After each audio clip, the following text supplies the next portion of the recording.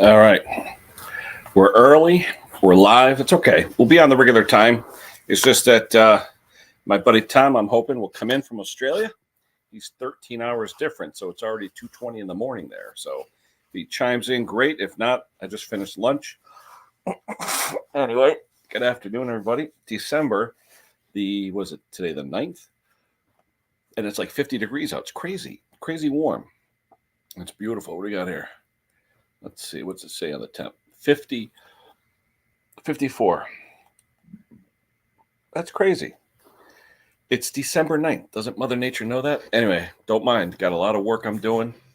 It's great. A lot of work outside. Did another thing of leaves. Not that there's money out there, but anywho, the link is out there for those who want it. I'll be on full term today. It's just that hopefully my buddy Tom will join in because I know he's up late. Otherwise, we'll hopefully get the regular cast of characters, and we'll have a good chat. I don't know if you see my shirt. The Lawn Ranger rides again. My mother-in-law gave that to me for my birthday. The Lawn Ranger rides again. Nice shirt. Nice green. Anywho, all right. A lot of people probably saying, what's the matter? It's not 2 o'clock yet. I know it's not 2 o'clock, but you know what? I'm taking a break. I've been at it all day. I finished up a snowblower. Blew some leaves for the neighbor. Blew some of my leaves. Picked them all up. Now we're just trying to see who's here. Got a bunch of chainsaws. Where's Hank? Hank and Klaus should be here pretty soon. And we'll have a go at it. Ugh. But this weather is crazy. December 9th and it's 54. It's just nuts. Should be 34, but I'm not complaining. I love snow, but I ain't complaining. I'll take the warm weather. I got a neighbor back of me. I got a big stone wall separating our houses, and I see he starts blowing the leaves over my wall. I look at them. I go, dude, I like this. I'm like, what are you doing? Oh, no. Yeah, no, it's right. My backyard isn't your toilet for leaves. Anyway. Oh, Randy is there. Hello, Randy. Hey, Randy. Hope all is well. Down east. Where are you? Where are you in New England? I'm next to Bridgeport there. DNR. Hello, David. How's things in Kansas? Hope you are well. So, have I seen your channel before down east? You can put a link out if you like. Always help the guys out that watch the stream and participate. Put the links out. No problem. Always help out. Eastern Maine. I have relatives, literally. I have one in Portland, and I have relatives on Chebeague Island. I don't know if you know where Chebeague Island is. I have relatives on Chebeague Island. There's Hank. What's going on? How you doing? We're going to have to delay 1 week, Hank. I had a guy call me up and ask me if I could fix 2 snowblowers tomorrow. Price is no object. Get them the same day. And I'm like, yeah. You do what you got to do, big guy. No, I'm going to load up and I'll get all ready, but I don't want to have to rush because 2 snowblowers with an unlimited charge price. It's like, okay. Nothing wrong with that. Yeah. And there we got Mr. Wayne. Hello, Wayne. Hey, boys. You must be making your T-shirts out of Can't Findium because I can't find it. Can't find what? The T-shirt, your embroidered T-shirt. I've been looking, and I don't. Like I said, you make it out of Can't Findium because right now I can't find it. Nick likely stole it. I don't know. It's I see the dryer eat socks and stuff. I've never seen it eat a shirt before. It's under the pile.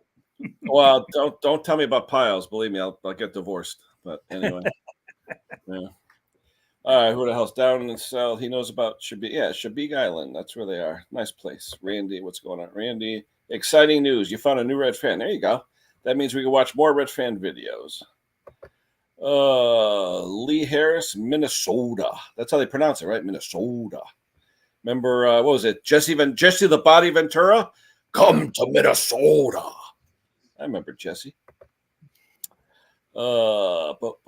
Boom, DR, no problem.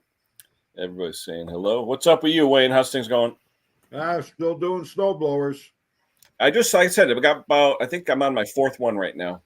I don't know if we're gonna get any snow this year. No. It's snow. I don't know. One guy says a ton, the other guy says no. I don't know. Oh, hold on. They canceled snow this year. Minnesota. Well, I don't think Lake Erie's going to freeze again. Mm. What kind of videos you do down east? What do you do? Explain your channel, and we'll and throw a link out if you like. No worries. Tom said he might be up, and if he is, it's 2:27 a.m. down there, down under. Hey, Hank, wasn't it you that told us to watch Kyle by the Creek? Was it you? Yeah. So he hit 1,000 subs now. Oh, cool. Very good. Yep. Yeah, I talked to him yesterday, and he's supposed to be checking out some of the stuff I have so I could get rid of some of it, Why, is he close to your place? Yeah. No kidding. Yeah. Where's he, Hank? Bethany. Oh, okay. That's probably closer to me than you. Well, no, I don't know. What do you think? How far from you? 15 minutes. Yeah, it's about 20 from me. Yeah. Yeah, he's got a nice property with that creek running through it, eh? Bethany is gorgeous. Bethany is mostly farmland. It's absolutely beautiful. Yeah. He got any fish in that stream? Like, would there be trout in there? Probably. Yeah. Yeah. Usually little lakes, you got the bass, but the streams, you got the trout and the perch or whatever. I've caught a nice sized trout out of a stream, no lie. Maybe it was a foot wide. It was like a little cow path stream. Yeah. And there was a trout that big in there. Like what, a rainbow? Rainbow or what kind? Yeah. Nobody fishes those streams, Yeah. Yeah, no, nobody does.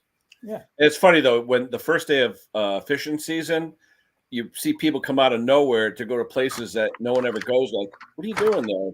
They know the hot spots, Mm-hmm. There's a place called Cherry Brook here in Farmington that I used to fish, and I get these like horny little fish. They were only about 6 inches, but they had horns. Well, like bullheads or something, or catfish? Nope. They looked like trout, but they had horns. Really? Yeah. Cherry Brook, yeah. There's Ben saying hello. How you doing, Ben? The chubby butcher was over this morning to pick up some stuff, and he says, I just tarped the boat, and with the way the weather is, I can still be going out fishing in Lake Erie. Oh, yeah. Yeah, he just did that chicken video, right? I did a 5-part series on a $24 chicken making 5 meals. Wow. But the big one was he did a short on pull apart pizza bread. Just a short, one of those shorts. And and in the first day he had like 5.3 thousand views on this short making a pizza bread. That's cool. Yeah. He still has his day job, right, Wayne? Right now, he's off with a bad back. Oh, okay. He wasn't moving too good. Mm-hmm. So I don't know how long he's going to be off, but his back, he's had a bad back for a long time, but it's carrying that, unloading the boxes of meat and hauling meat in the coolers and that. Yep. So I think if he goes back, it'll be with weight restrictions because he's been laid up quite a few times. We'll call him the disabled butcher. Yeah, the disabled butcher. Oh, man. I went to the dealer this morning. I was showing the guys on the WhatsApp. I said to Justin, I go, you got anything in the back, anything broken or needs fixing that you want to get rid of? He goes, anything on the skid out there except for the log splitter. So I look on the skid, and I was showing the guys, must be 15, 16, 17 Steel and Echo backpacks, either locked up or missing parts or whatever. So I grabbed Say hi to Hank and Ken. Hello. Or they had one weed whacker, which is ironic because somebody's in the basement. Hold on, who's in the basement? Mr. Dave. Hey, Dave, what's going on? Hey, what's going on, man? So there was weed sticks and weed whackers and all that. So I grabbed a PB500 that's got a locked up engine, which is hopefully just a piston.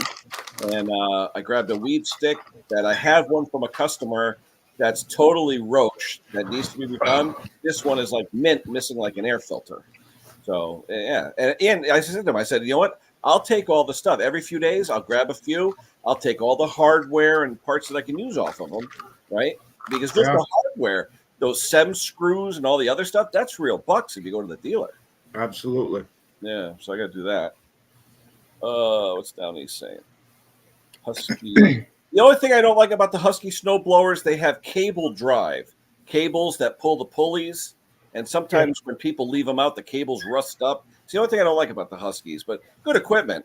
It's just pain in the butt sometimes with that drive. Well, I'll tell you, cables. If you want cables, what's his name? What's his name there? He just got a whole load of cables, Honda, all kinds of stuff. Yeah. But Down East, what model? If you put the model, we can look up the IPL and we can tell you what to do. And one snowblower we did, I increased the idler pulley by a 1/2 inch for the guy, and it worked. Yeah, post the model, Down East, of what the Husqvarna is. We'll look up the IPL. We'll give you a hand. Yeah, Tom Dobie, he just picked up a bunch of cables. Yeah. Hundreds. Yeah. Just say 140. My screen is all messed up. I got to zoom in. Hold on. Yeah, Down East, I just subscribed to you, but you don't have any videos. 14527 SB. Let's see. Even John Clem's got a couple. Yeah.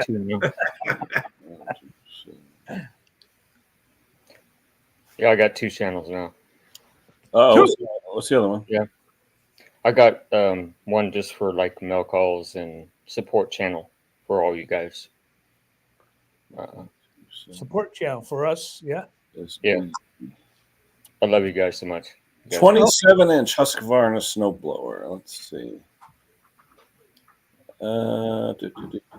What's his issue? Let's see. Hold on 1 second. Lee, hold on. We'll get to you in a second. Let's see. Oh, things are going great. where are we going here? The auger tension. When I squeeze the handle, it's not putting enough tension on the belt. Yeah, but usually those are cable adjusters, so there should be threaded ends or a threaded end with a nut where you pull and push. But also look at the pulley, because sometimes where the idler mounts, there's actually a slot there sometimes where you can adjust up to 1 inch. He says no adjustment slot. No adjust. All right, no adjust. Yeah, but you know what's too? If you have the meat there, I've drilled holes before too. If you have the room and done it, depending. And you got to look too. Is the belt that worn that a new belt would fix it? You got to look at it too, because sometimes a brand new belt fix it because it's stretched because it's an old belt. Not that much stretch, but the V notch, always wears out. Yeah, it wears out. Yep, and it starts to travel to the inside of the pulley. Right. Or somebody put the wrong belt on it. Yeah, if it's a green or blue belt, Yeah, I get a lot of those. There's a lot of auger housing assemblies on that thing. I'm on Parts Tree. I'm trying to see what's going on.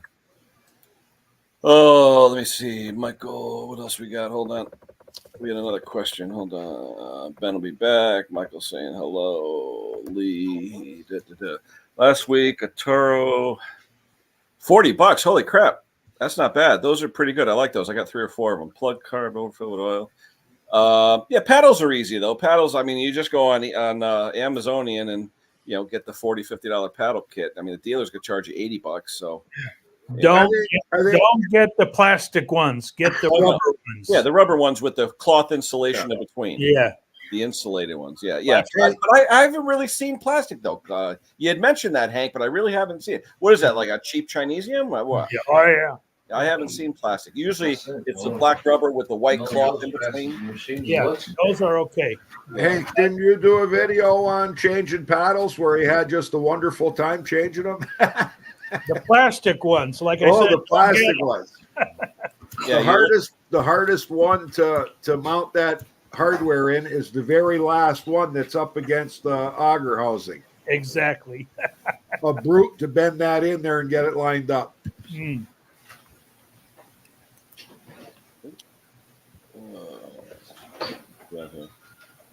Yeah, paddles. I had one customer last week. He just picked up his thrower. He wanted new paddles put on. I said, "Well, where's the wear hole?" It hadn't even gotten to the wear hole yet. I said, "You still got another year or two out of this." Yeah. Nah, I want new paddles. All right, and he had me replace the scraper bar. It was like new. All right, whatever. A lot of times the scraper bars you can flip upside down. No, not a need. No, these have that special angled bottom. Yeah. And Oh. you can get them with as a set, the pedals and the scrapers. Ouch. 14 and a half. Holy crap. It's that big? That's a big engine. I was going to say it. Holy crap. Yeah, you sure? Maybe it's a I was gonna say, 1450 series. Yeah, 14 and a half. Oof. Maybe a 1450 series, Briggs and Stratton. Yeah, I was going to say 14 and a half. That would be That's huge. a big engine. Yeah. Especially on a little Toro plastic blower. Yeah. Wow. Hey, Ken, I just wanted to jump. Go ahead. What would the CCs be? Like a 208's 1350 series normally? Yeah. So it's a little bigger than a 208 CC. Yeah. Yeah, so it's probably 7 horse. Does it have the blue handle to flip the chute back and forth? Or is it just a straight one where you got to use by hand? Because, Ken, you picked up one of those with the blue handle, right? For the chute. Yeah, I have one in my basement. I'm still looking for that cover for the back, even though you said they didn't come. It's still, I'm still. No, that's what I was going to ask. If they got the one with the blue handle, to look on the back of it, see if there's a cover on it. Yeah. There we go. Engine. Let me see what it calls out on that thing. 305 cc. Oh, okay. If it's a 305, wow. Okay. Good size engine. Yeah. Wow. Hey, Ken, I just wanted to jump up and say hi, and I got to go to work and let you guys know I don't work at Family Dollar anymore. No, That's it. all right. As long as you can make a buck, Dave, it's all that matters. Yeah, I started working at City Trends. That's all right. It's a clothing store. Cool. Nice. So Good for you. Keep going. Keep up the work. Why not? So How's the weather out your way, Dave? You gonna snow yet or what? we've had a little bit. It's up in the 40s right now, so 50s. Oh. Who's in It's the basement? mild here today, too. So Close. Close. Close. Hey, Wayne, Dave, Hank, Kenny, how are you? Yo. Yo. Let's see. Yeah, see, it's saying here a 305 is roughly 8 horsepower. Yeah, 8. Yeah, 305 is 8 because a 212 is 6.5. Hey, Bill, how you doing? Mr. 8 horsepower. Bill Clement. 8 horsepower down east. 8 horsepower. Bill Clement. Yeah. Good Hello, evening. Bill. Bill is here. Hello, Bill. Everyone's saying hello. Oh, I was hoping Tom would come up, but we'll see. I'm hoping he's probably sleeping. Who knows? Yeah, he's snoring. Homemade lasagna tonight from scratch. Oh, I had last night. Nice. Oh, you know what it is? Hey, down east, 305 is 14.5 foot-pounds of torque. It's like the way Briggs and Stratton does it. Yeah. They can't do horsepower anymore. They got to use a torque rating because they got sued for misrepresenting horsepower years ago. Yeah. So 14.5 is foot-pounds of torque. It's actually an 8 horse. Yeah. well, guys, I just wanted to jump up for a minute and say hi. good seeing you, Dave. Have a Have good a good one, weekend. Dave. Enjoy. Yep. No Happy worries. holidays coming up. Yeah, take care, David. Yep. You too. Bye. But the horsepower rating has always been given at 3,600 RPM. Yeah, And very few engines run at 3,600 RPM. Yeah. So Yeah. I don't think there's anything wrong with the way Briggs did it. It was just that people were too dumb to understand what it meant. Yeah. Oh, a brick snow engine. I got one of those in the garage. In fact, the one I had yesterday was full of water, and I got a video coming out on it. It had about a quart of water in it. Yeah. Yeah. So luckily, I was able to recover it. So that was good. Yeah. You know where it got the water though? I was thinking about it. The primer bulb that's at a 45-degree angle with the big hole in it. Yeah. I'm sure over the year with all the rain, it just getting right into the ground. Yeah. There's no other way because it's got guards all over it. So it's got to go in through that. I can't stand how they put primer bulbs facing upward on those big snow engines. So when it rains, even when it's wet snow, the water will go right in there. Yeah. Crazy. a lot of times the tanks too. The cap is like indent inside. Yep. Like there's a hole all the way around it. The water will fill up. Oh yeah. Bill, it's 54 here in Connecticut. 54. What about you, Hank? 50 up there? 50 something? Oh yeah, it was warm. Crazy. It's 54 here. It's like summer. Yeah. Crazy. Tomorrow we're supposed to get 5 inches of rain. Tomorrow night, though, late tomorrow. That's why I said 5 inches. Yeah, 5 inches. It's supposed to be a heavy rainstorm. Ooh. They said it would have transferred about 2 feet of snow if it was snow. Yeah. Tomorrow night and Monday. Yeah, but it's going to be 60 then. It's going to be warm. Yeah. Yep. Yeah, I got 51 right now. Okay, so well, remember I'm down by the shore. We got the water breeze, so it's a little warmer. Oh, we got still trying to pedal an old tour. Snow Commander. I used to have one of those. Yeah. $100. Snow Commander. Yeah, but it's funny. People look at old stuff and they don't want it. One guy. You know what? I would grab it before the new stuff. Yeah. Yeah, and all the new ones were straightening out all the auger housings because they're all bent in. Yeah. Well, you know what I'm finding too? You can't bend it. You got to heat it, and it won't bend. But you know what I use to bend those back? Seriously, a Jorgensen clamp. If you're familiar with woodworking, you know the ones you go like this to adjust them.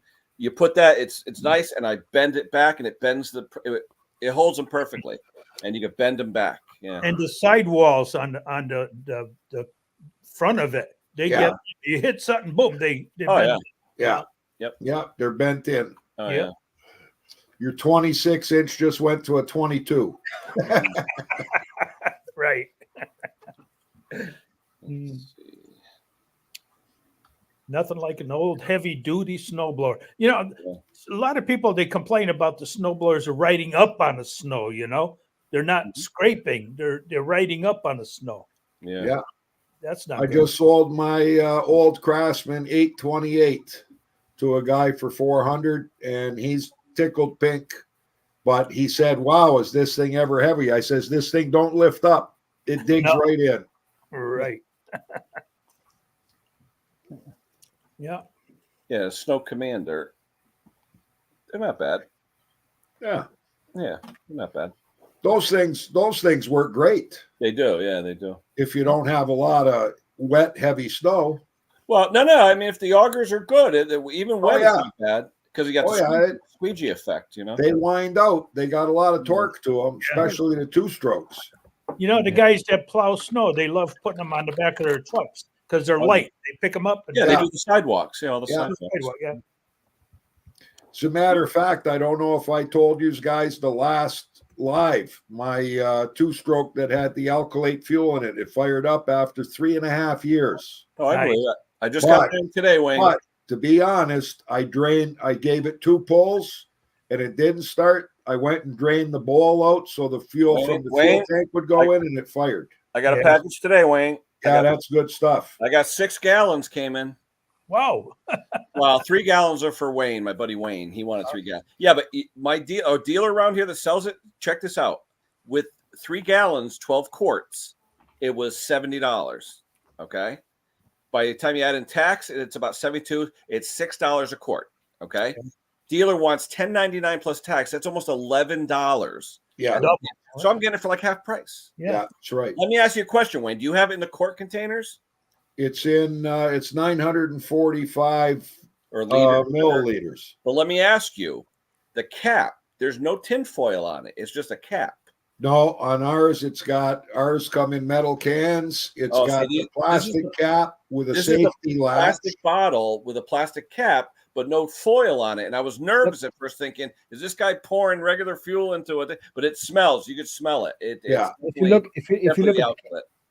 at the cap, it has this little spring action right underneath that. There's a hard cap inside, and there's a spongy cap right behind it. It seals tight. Yeah, no, it's definitely tight, but I just got nervous not seeing the tin foil. But I remember the samples I got from my dealer; they didn't have the foil either. So you could burn a little. I just got nervous that some guy is saying, "Oh, I'm going to screw everybody, and I'm going to get cheap fuel and call it Aspen."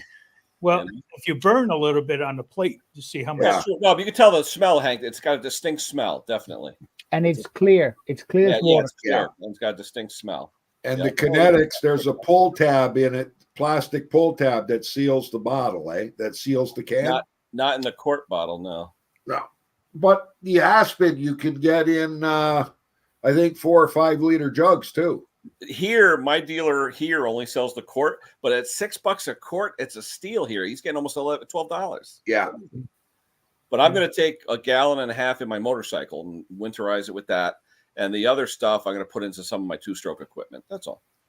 Well, I had one guy show up and he said, I'm using VP, the one that Terrell had on his video. Yeah. The can VP racing fuel. VP is expensive around here. They sell it like Tractor Supply. Wicked expensive. But it's not alkylate gasoline. Yeah, but VP is hydrocarbon. It's not correct. Alkylate. And it's $17 here plus tax, 13% at Canadian Tire for the VP. For how much though? How much? 945 liters, I think. Milliliters. You're being ripped off. So almost a liter. So, anyways, I told the guy, go home and pour a half a cap on a white plate and burn it, and it burns worse than gasoline pump fuel. Yeah. Oh, it's dirty. It burns real bad. So he came back and bought a case of the alkylate fuel off us. Yeah. No. Yep. I mean, if you're going to spend the money, spend it on alkylate. I mean, the other stuff is a ripoff. Yeah, I'm looking forward to it. All the stuff that I winterize or whatever that I put in stable fuel, it still has the ethanol in it. I'm going to flush it all out and put the alkylate in. Yeah, and it's going to fire right up, Kenny. Oh, yeah. But you know, it's funny. Even with the stable stuff, I go out there every 2 weeks and just give it a quick, just because, and I'll start it. But the 2-stroke stuff, I've got like 30 chainsaws hanging in my basement, and some of them are dry, but some of them I keep fueling because all of a sudden I get a call, Kenny, tree's down, and you got to run over. Hey, Kenny, we're all over here. Bring yourself down. Who's that? We're all in the basement. You're hiding. You took up the whole thing. Oh, shoot. I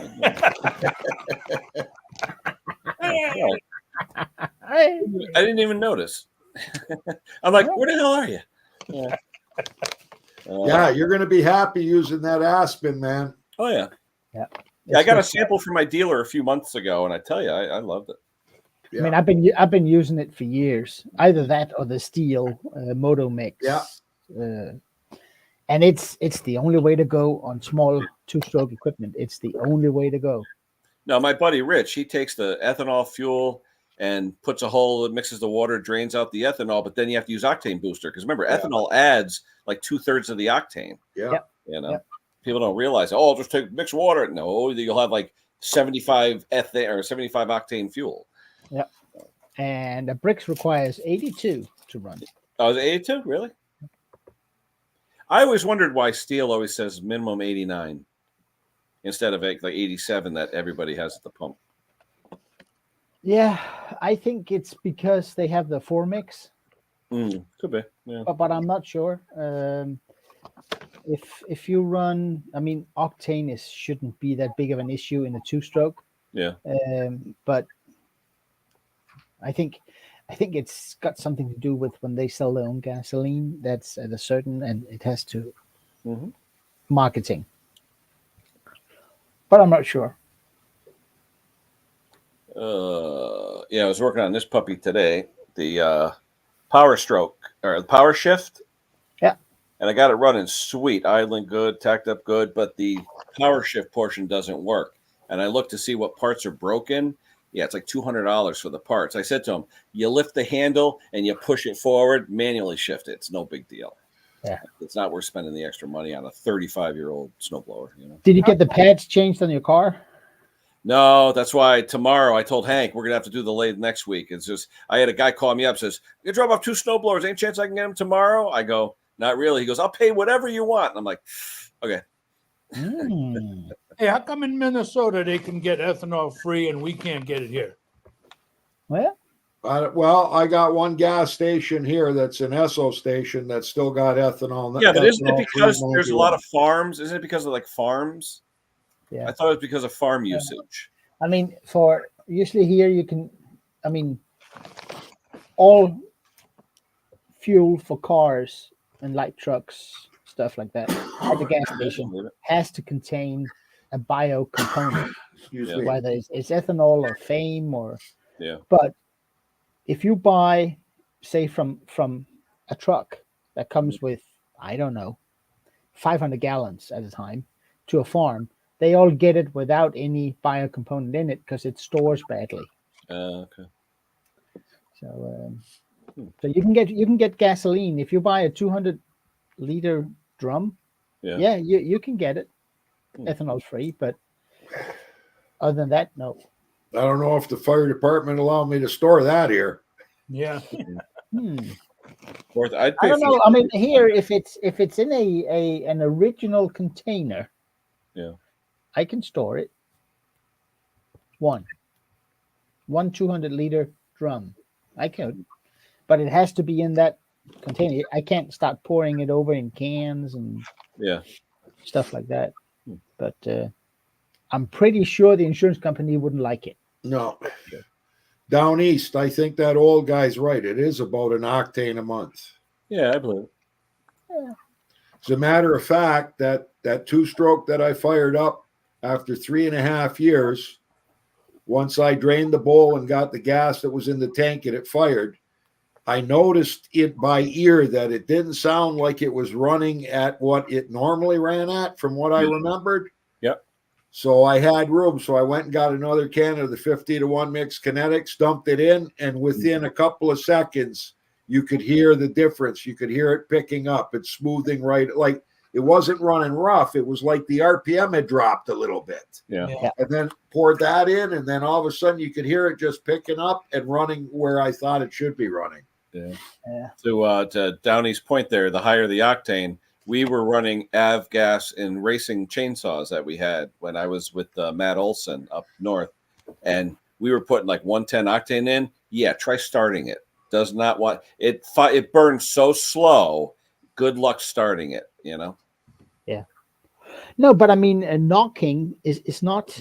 It's not a thing in a two-stroke engine. No, not two-stroke. No, but all I'm saying is burning it though. The higher the octane, the slower the burn. So when we would put high octane in, we would start it on 90 or 91, and then slowly pour in the 110, and you could hear the difference.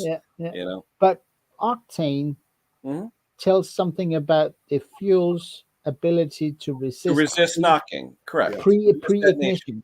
Pre-ignition. Once ignited, it burns at the same speed as any other grade. And the nice thing about having high octane is that you can delay your spark. Yeah, the timing. The timing. You can advance the timing on higher. Advance the timing, you get more oomph out of the engine.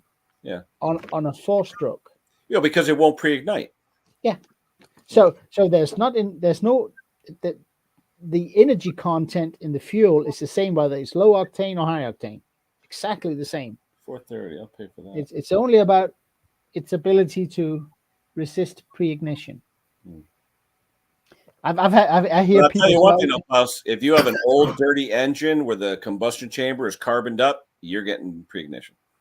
Oh yeah. That carbon will start to glow, and I don't care what you're burning. Oh yeah, it will. That's why we used to put water down our carburetors in the 70s and rev the piss out of them to get all that carbon out.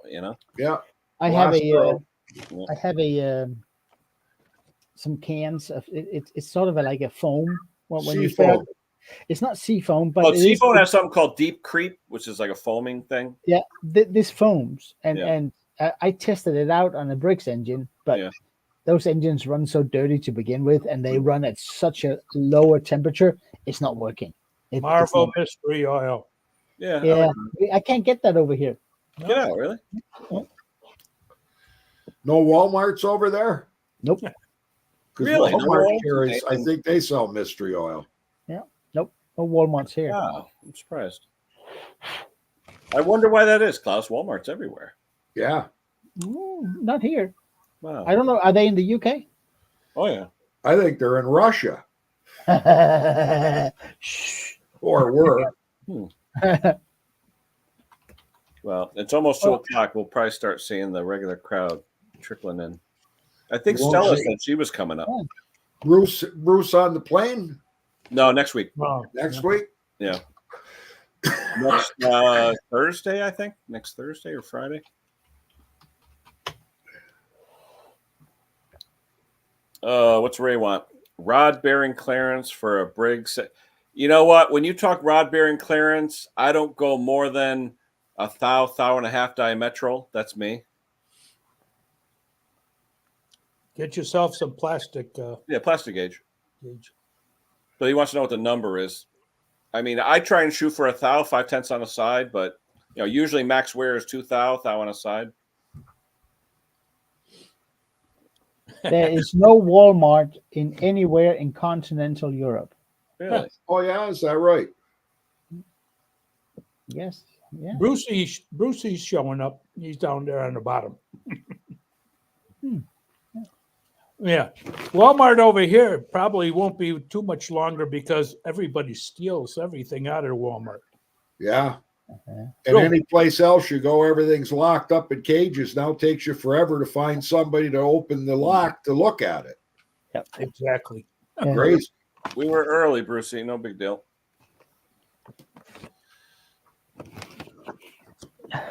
And Bruce, you always have 4 minutes to go. 5. Yeah, you don't want that. But Ray, two things. I mean, if you want to cheap out, you could file the rod cap. The only problem is it only works in the thrust direction, so sometimes it won't last. But the thrust direction usually is where you have the most wear. The problem is you're making it into like an eye shape, so it's not perfectly round. But I've gotten away with it. It's a lawnmower, right? Who cares, right? So that's the way we used to do it. You used to just file the rod cap a little bit and tighten her up, Yeah. If it cuts the grass, it cuts the grass. But not a lot. No, don't rub the piss out of it. No, I mean, don't file it too much. No. A couple thou. If it's at 5 thou, file it so you get 1.5, 2 thou. That's all. But you'll hear it the minute you fire it up. You're going to hear it. Yeah. I mean, and a Briggs Quantum, it'll run with a rod knock for years. As long as you don't over rev it. Yeah, do that, Ray. Just like I said, sand the cap and sand the rod and go from there. But the thing is, you got to watch though. Now, I mean, not small engine rods because who cares? But car rods, they make them by fracturing them. You can't do anything like that because they fit perfectly because they're so tight in the tolerance. They have to go together dead nuts. Yeah. I saw a machine one time when I was up in Detroit doing business. A rod fracturing machine. It is cool. Watching them fracture a rod. Hank, what are we chewing on today? Trail mix. Indulgent trail. All right. What's in it though, Hank? Oh, everything. Bird seeds. What is it? Gumdrops? No, nuts, chocolate. Yeah. Got chocolate in it. Yeah, yogurt. Yeah. Raisins. Yeah. That's Yeah, good. everything. Keeps you regular, Hank. Yeah, I would say it makes you think you're eating healthy. Yeah.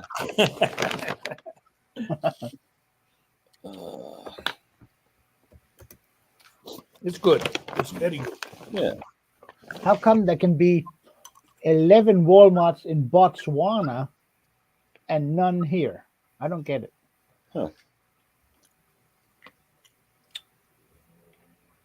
Discrimination, eh, Klaus? Yes. I feel offended. Anywhere the low income people are, that's where they are. Yeah. I'm low income. I want it. Well, Henry, that's all over the world now. Yeah. Brucey. Hello, Hey, guys. Bruce. Hey, Bruce, did you stop saying hello? Bruce here. Did you stop saying that? No? Once in a while, I might miss it. Oh, okay.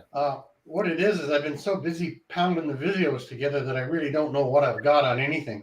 14 or 15 videos I've got up right now. It's craziness.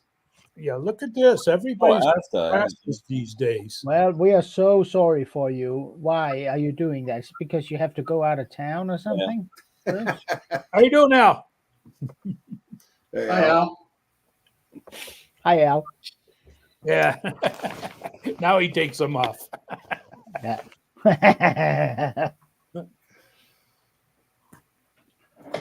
Let's get a pop-up chat happening so I can read it.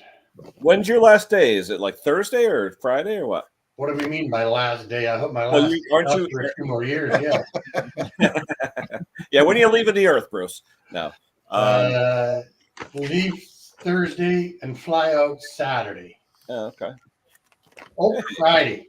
Did I say? I got corrected from way on the other side of the house. But that's what that's what they do. Yep. She's got surveillance on you, Bruce. Oh, she does. Hello. New sweater on. What's the weather in Iowa, Casey? You got snow? Yeah. Good evening, Jason. Yeah. Hoss. Yeah. Hoss, how you doing, Hoss? Yeah. I love that name, Hoss. Yeah. Dirk Benedict, right? Was it Dirk? No, Dirk. What was his name? I'm from Bonanza. Dan Blocker, right? Dan Blocker. Dan Blocker, yeah. He was like the largest baby born in his state that year, or I was reading some weird, you know how you read stuff online, you know. Yeah.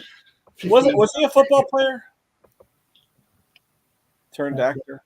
The scary stuff, Bruce, is that you can remember that. I just read it. Sure. No. I was on a bonanza kick reading stuff online. But I had paid a guy $70 to fix it. Stella, how you doing? Uh-oh. It wasn't worth it for me to fix. No, I need help moderating, Stella. Hi, Stella.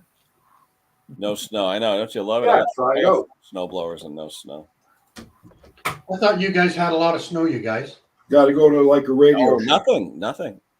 Yeah, they might We're have some. getting torrential rain tomorrow. You know how I cut those pads in my yard? Yeah. Maybe. Well, now I'm down to just that much snow.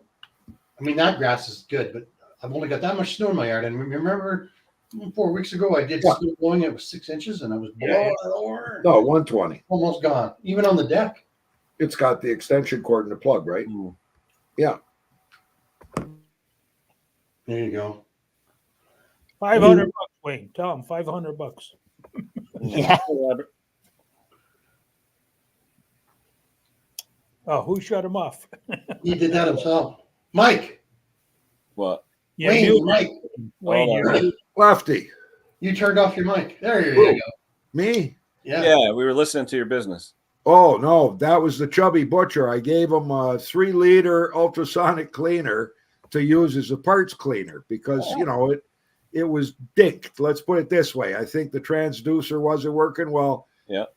I guess he figures he's an electrician, so he took it apart and he's looking at the circuit board and he sees on the circuit board there's a fuse that's burnt out, Mm-hmm. So he's going to try to fix it. So like I said, don't get electrocuted. It's not worth it, but you might have to go to like a Radio Shack or something to find that part. Yeah, but there's only one Radio Shack left in the country in Pennsylvania. Oh, okay. So I don't know where he'd go to get this little I don't fuse. know where you go now. Seriously. We have a local, 2 or 3 local guys, one called Cohen, and they're fairly big. They might be down where you are, Wayne. Cohen, Kohen.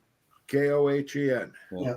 I wish Radio Shack was open. I still love that place. Yeah. But anyways, you can buy fuse wire, right? If it's 5 amp. Yeah. I've even just used wire the same size. Hey, gauge is gauge. so I give him a guy that clean his carbs in, and he's going to try to get it working, eh? Well, I hope the guy they shoot out not cooking chicken in it. the guy they shoot out the cannon at the circus. Mm. You know who he is, right? They fired him because they wanted a man of a higher caliber. There you go. Folks, he's going to be here all week. So Until Thursday. remember, tip your waitresses. There you go. Yeah. That's a joke you can tell in mixed company. Stella. So where do you have to fly out of? We fly out of Calgary Out of Calgary. and we land in Puerto Vallarta 5 hours later. That's not bad. Nice. It is nice. Yeah. We're lucky. Did you hear the song that Luke put out on me? We fly direct. Sorry. No, I didn't, Hank. We've all heard of Rudolph and his shiny nose, and we all know Frosty who's made out of snow. But all of those stories seem kind of gay, 'cause we all know who brightens up our holiday.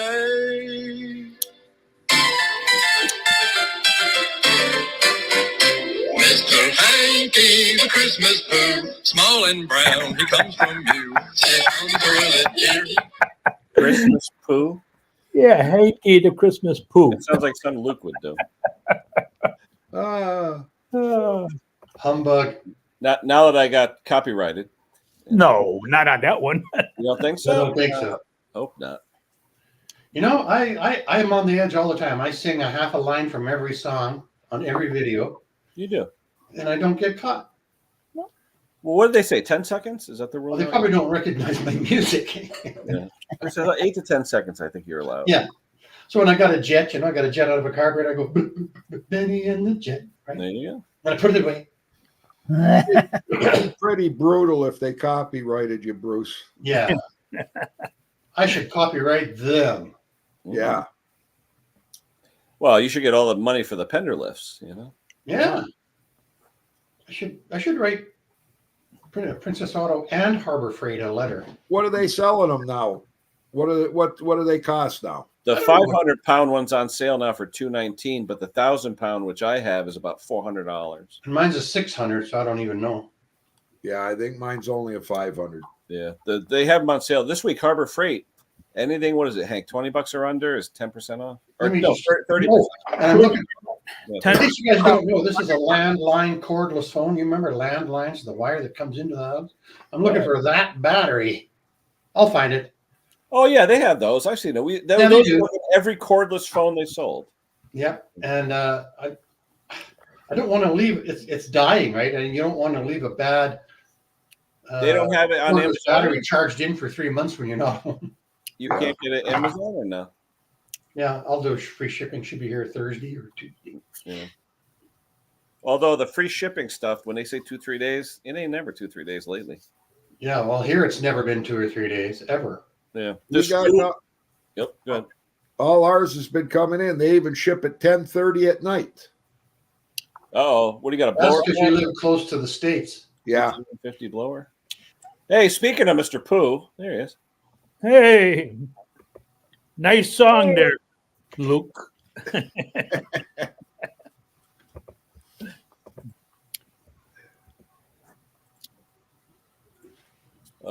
Pat, you working on a Husqvarna BT150? I just put a piston in one of those a few weeks ago. So I got that big saw running, you guys. Like as a saw, painted up, done, air filter in, and the clutch sticks. The chain spins as soon as you start it.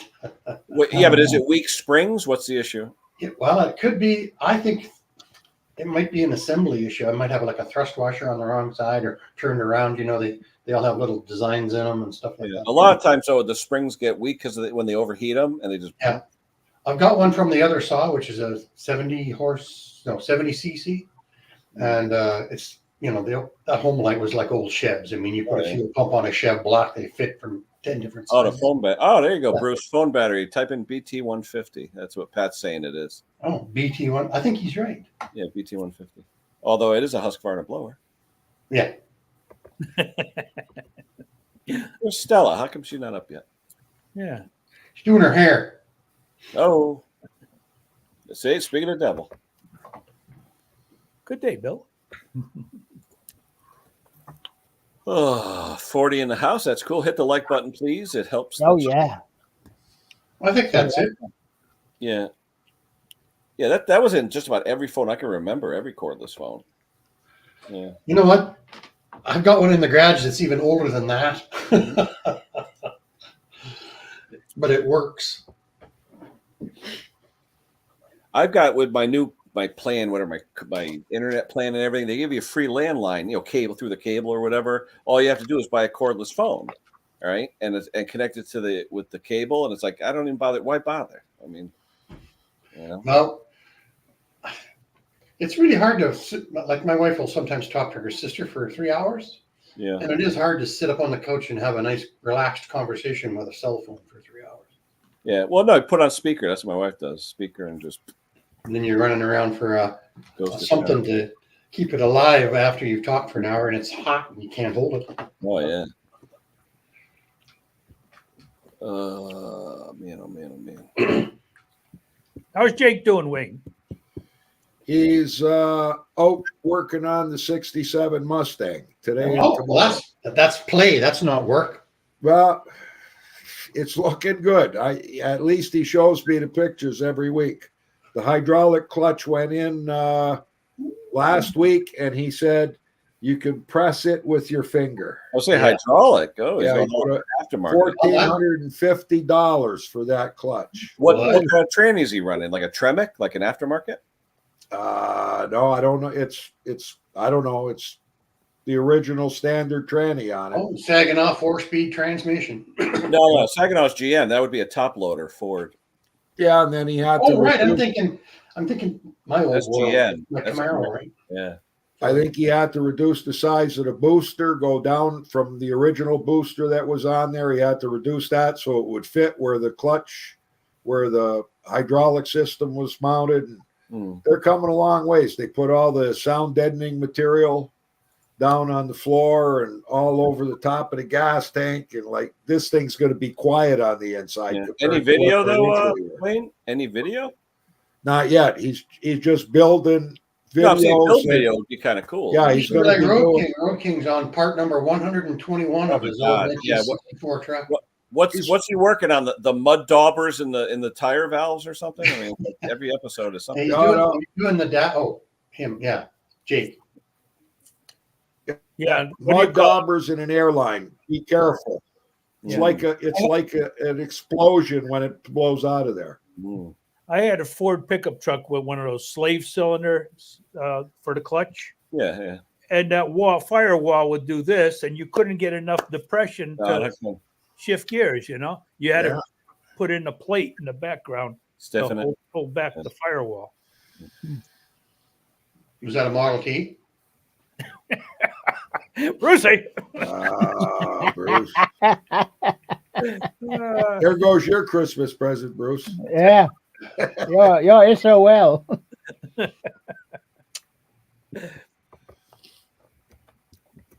That's fun.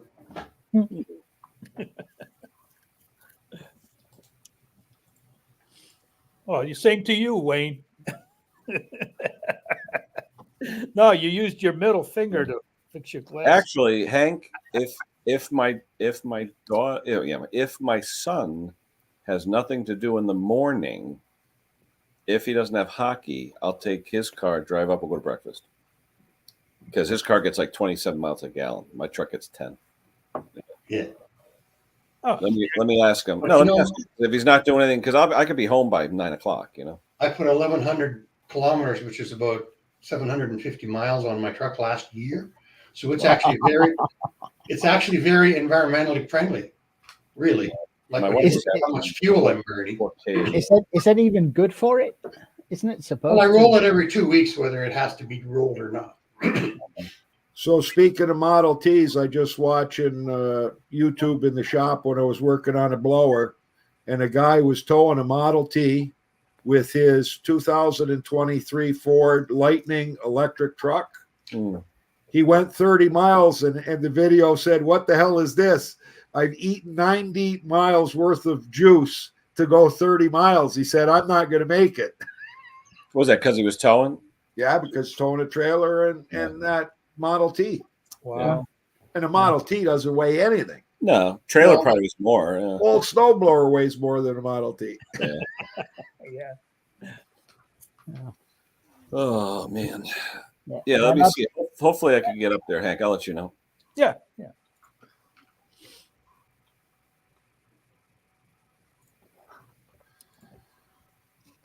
Wow, dead air. That's. I'm reading the comments. So, Hank, do you have a Kohler SV540-3232 engine? I have been trying to get to look at that engine that I have tucked in the back of a pile of stuff. Yeah. Take your time and let me know if you got one, because I'm trying to convince Jake get his passport, and we do a trip next year, me and him. We'll get Kenny and you, and we'll go out for supper, and I'll buy that engine off you. You don't have to buy it. I'd give it to you if I got it. Yeah. How far are you from us, Wayne? About what? 8 hours? 6.5 hours, I think. Oh, that's not bad. That's a day trip for me. I used to go to East Syracuse 5 hours each way, and I'd be home that night every day for work. Yeah. You're just on the other side of Buffalo, right, Wayne? Yeah. Yeah. I'd like to come up there and see Niagara Falls. It's nice. Yeah. And Our it side, actually, our side, they say is nicer. yeah.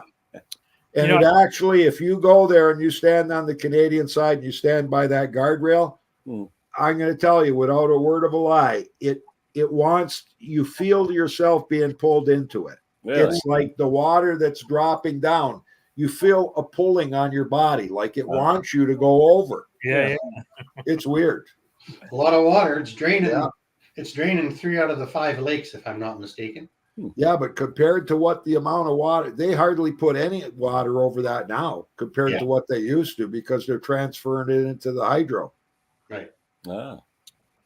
No people in a barrel lately? No. Been a long time since that happened. Yeah. I think the last thing that happened was somebody went over in a boat.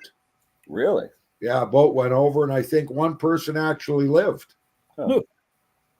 It was a mistake, obviously. Yeah, absolutely. Yeah, I think the Reverse last was one fast on the enough. barrel was a woman. Yeah. That was a long time ago, like probably 20 some years ago. Yeah. Seems like yesterday. I know. Isn't that something? Like Christmas comes twice a year Yeah. in your mind. No. Yeah, looking forward to Here going. we go.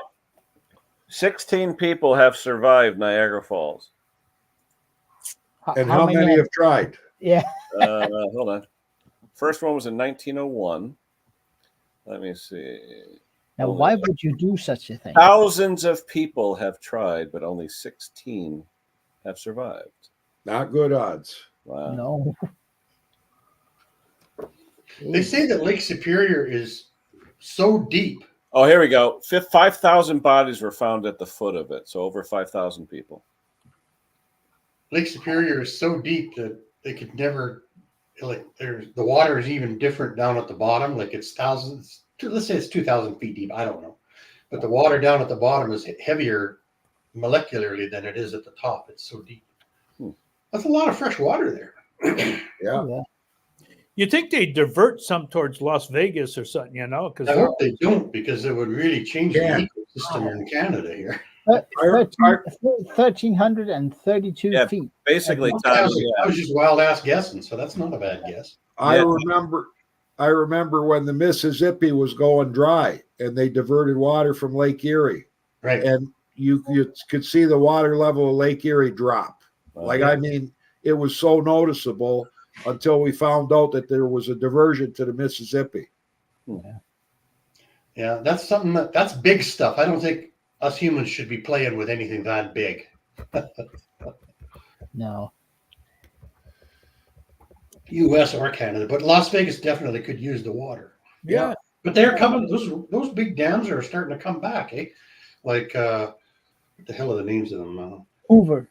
Take all the damn pictures you want. Yeah, that's the one. Where the hard hat was born. Now, Vegas just had major flooding from all the rain they had just recently. Oh, yeah? Lake Shasta,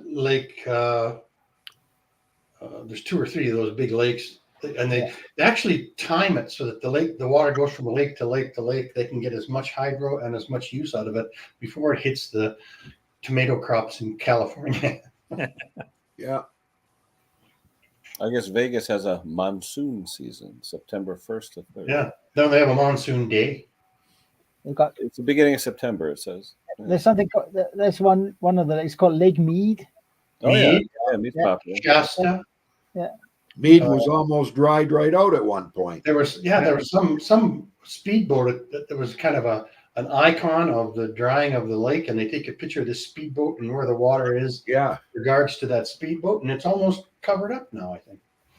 I remember I spent the whole weekend doing what are they called, water scooters? The Jet skis. jet skis. There you go, jet skis on Lake Mead. That was nice because there are no ripples, there are no waves, Right. so the thing will go fairly fast. Just stay away from the dam. Yeah. Hunk of hamburger coming up the other side. Isn't that where they catch walleye? The fish. I don't know. Lots of walleye north of me. Yeah. We had hamburgers, so I don't know. Yeah, we got a lot of walleye in Lake Erie. How deep do they swim, Klaus? They do. I caught 3 burgers. Hey. I think there was a couple of hot dogs in there as well, but 3 times in my life, I have flown into northern Saskatchewan for fishing, and it's not like southern Saskatchewan. Like everybody thinks of Regina, where you've got, you can watch your dog run away for 3 weeks. Yeah. Wait, everybody thinks of Regina? What? What are you talking? What? Northern Saskatchewan's way up in the Shield, and it's just lakes, and rocks, and trees. And 3 times in my life, I have gone into where there's no roads, and you fly into this little cabin that's built out of tin, and you fish for a week and then come home. And I tell you, when that plane flies away, that's a weird feeling. They have a sign on the door that says the closest doctor is 400 miles away. Please be careful. Yeah. they have up there. There's a city called Uranium City. Yeah, Uranium Lake, and yep, that's how it was. Only 100 miles from there. It's not like a tourist catching name, is it? You might as well call it Chernobyl. Yeah. Yeah. But it's just a big lake, and they mine for uranium up there, of course. Yeah. Although we don't have any power plants in Alberta. So, Kenny, if you lose your dog in the prairies, you can still see it 3 weeks later. Still running because it's so flat. There's nothing. Well, that'd be nice. I was from Medicine Hat, right? Born right in the middle of that. It's actually qualified as a desert, and less than 9 inches of rain a year, and it is flat. Now, do they grow a lot of wheat? Yeah. Yeah. It is flat, but there's actually, the trees just get in the way of the view anyway, so you might as well not have the trees. Joe. Sun's out. I was going to say it's 2:24. Where the hell is everybody? Yeah. I don't know. Stella was I'm gonna go back and like you. I'm going to like you, Ken. I don't know. What, if Conquer was back, it'd be different? One like there. Why, is Conquer on another cruise? He's getting ready, I think. Again? Oh, yeah. He always How goes many back. cruises does that guy do? Once every 6 weeks. Is it 6 weeks? Yeah, something like I that. think so. Well, he lives right next to Southampton, and they all dock there. But where's he going, Klaus? So outside of Portugal, right? Somewhere over there? Madeira. Yeah, Madeira. Madeira. Yeah. Madeira Island. Yeah. Madeira? Like the wine? Wine. Yeah. Yeah. Have some Madeira. Yes. Yeah. I don't know. And I know a lot of people go to cruises and they enjoy them. You're not going to catch me. I'm dead if you catch me on one of those boats. Oh. It's not happening. I can fish out of a 14-foot aluminum boat, but anything bigger than that, I get seasick. Yeah, exactly. Isn't I'm right there with you, Bruce. Isn't a cruise just a floating buffet? Yes. But the thing is, I can risk assess, right? And if you have a fire on one of those damn things, no, I'm not going. And you have a gazillion drunk people that forgets to turn everything off. It's not happening. I'm not doing it. Oh wait, is John on his cruise yet? I think John is on a cruise. Is he on his? Yeah. I know he was heading on. Yeah, I mean they deserve a break. Oh yeah, all that. They do. Yeah. I went on one cruise. I'll never go again. Rock. I did my honeymoon. That was my last one. One of my best friends is not like me. He's 6'6", big. He's thin, but he's a big, gangly guy, and they cruise 3 times a year. You would think that he'd have to, big, huge guy, reaching underneath in the buffet and whatever. I'd like to do an Alaska cruise and then get off in Alaska and take a nice train through the Yukon or something. Say hi to Bruce and Klaus. Down at the bottom. It's all right if you're on top of the deck, but when you go down to the bottom layer, man, it stinks down there. Oh, hey, Brock. Rotting food. Right. Brock, did you shave your head?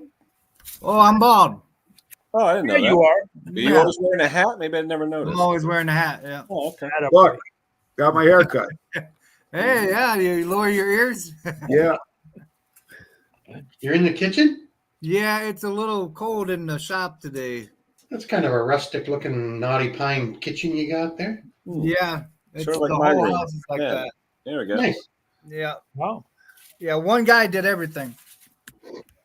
Yeah, Kitchen's almost as big as that 4-car garage you work out of. yeah, it is big. Yeah, baking cookies today. Ooh. Oh, nice. Say hi, Mom. Hi guys. Hi, Mom. Hello. Hey, Hi, Mom. Stephanie.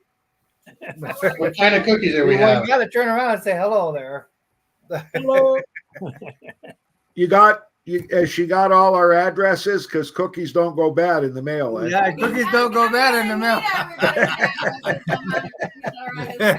I like the Yeah. semi-soft chocolate chip that almost stick to the pan, but not quite. That's Oh nice. yeah, they're on the cooling rack right now. Hey, Yeah. Trudy doesn't make very good cookies. Oh, She's gonna come in behind and give I you a was just slap. saying, like you're on Tom Wi-Fi, Cruise Bruce. right She there. know she heard you. One of those, She's gone. We shampooed the carpets yesterday, and we have a couple spots that are stubborn. Of course, we got a 3-year-old great niece here, right? So she's gone to the store to get one of those little mini ones just to Oh yeah. so we can finish the stairs and stuff. That was a lot of work. Holy crap! Yeah. You know, it's a good one though, Bruce. I don't know if you have it up there. The Bissell green machine. That's a That's nice little. what she's. Mhm. Well, one she's going to get is small, but we Hmm. have the big Bissell. It's a little No, bit the green old. machine's only a foot long. Oh, that's the one she's going to get. It's about It's for 89 like bucks. upholstery and stairs. and Yeah, stuff. 89 bucks. Just so funny, eh? Like my lazy boy. I have one of those. My lazy boy's His got name's Nick. it's kind of a little bit dirty right around the back of the padding right here, you know. Yeah. Sometimes I come in from the shop and I don't shower right away. That's It's- what Hello, this Lee. is Hello. for, Right there. Yeah. right there. This, you put that on there, and then it saves the Yeah, I know. Yeah. fabric. She won't do that. No. No. No, she should knit one of those little Afghan hoosits and stick it on there. You know? Mm. Yeah. Yeah, it's funny though. When all the great grandparents died, nobody gets Afghans anymore for Christmas. No. We have a couple here from our moms. Mm. Oh yeah, we got one hanging on the wall from great grandma, and the other one we Well, have. that one was sewn by my mother. It's very, very Danish, kind of a clocker-string idea. Mm-hmm. I That's just really cool. my mother's always looking over my left shoulder. That's nice. Oh, cool. Oh, that's nice, huh? Hmm.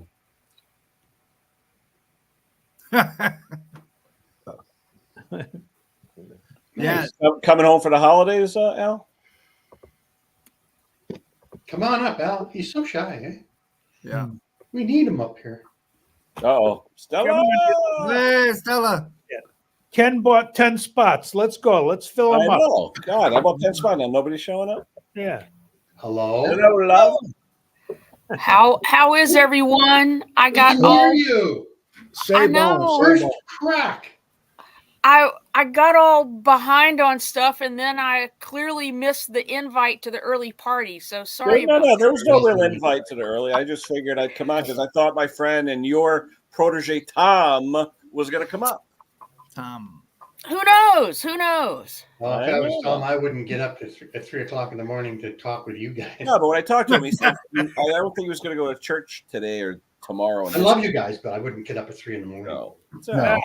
Well, he stays up all night doing stuff. He like his He's like young. carving business where he's making those He's sharpening a systems. Oh, okay. He He's can 13 do years that. younger than my daughter. I know. I know, Crazy. he's old isn't it? enough to be my son. I know. Yeah. Al, So really, no, commercial- he stays up late all the time anyway. So I don't think it's any skin off of his back. So I'm going to get one more coffee because I'm not supposed to, and I'll be right back. There you go, Bruce. right, What's wrong with Caffeine. that? What's wrong with- Bruce is living on the edge with that extra cup of coffee, man. Yeah. Sometimes. Oh, look at that. So in the U.S., have you had anybody going yeah. into your cinemas and What spraying is that, stuff? macadamia? Yeah. Spraying what? Ooh. In Canada, there's been 3 instances where a couple of people have gone into a cinema where people have been watching movies, spraying some kind of aerosol that affected everybody's breathing, Oh, and they figure that something's going on because it happened at 3 locations in different cities within a very short period of time, like a coordinated attack of some sort. I have not heard anything about that. Yeah, I haven't got an update on what they found out. They sprayed, but people had to go to the hospital. They couldn't breathe. Well, I guess I guess Betamax will come in fashion again then, huh? You watch your movies at home. Yeah, the old Beta. Those tapes are worth something. Betamax. And VHS-C, remember those? Yeah. Yep. Got boxes of it. Yeah, but I think most of it was like porno, isn't it? No. Mine were all the cartoon ones. I wouldn't know. When he was growing Tunes up. on a roll. Yeah. Stella, you just filmed them. You didn't watch them, right? Oh. I need a beer for this. I'll be right back. I'm in shit. Wait, Stella, seriously, in your experience with stage lighting and all that, have you ever done anything risque like that, or have been asked to do anything risque productions? No. The closest thing I ever got to do was light up some furniture. Not exciting, but I'm in hey, big it is trouble, what you it guys. is. I'm in big trouble. Not even like what happened, casual Bruce? fall or something. Trudy heard me. She hadn't left yet, and she heard me that I said. Oh, Yeah, I told you. You're gonna Oh, you're in big trouble now, Bruce. No soup for you. That's it for lunches. No more. No, not even the lunch thing's gone too. That's all gone. Do not pass go. Do not collect $200 right to the doghouse. How's that coach? How's that coach that you're going to be sleeping on? Yeah. Yeah. Is it a lazy boy? I'll use one of the Afghans. I'll use one of the There you go. Afghans. At least you'll be warm. That's it, Bruce. Brucey, what's the temperature up in Red Deer? Right here. Oh, it's actually kind of minus 11. It says. Oh. That's 10 degrees Fahrenheit. So, Wow, chilly. Chilly. Yeah, it is a bit chilly. That's just cold in my book. That's not just cold. Just cold is below 20 below.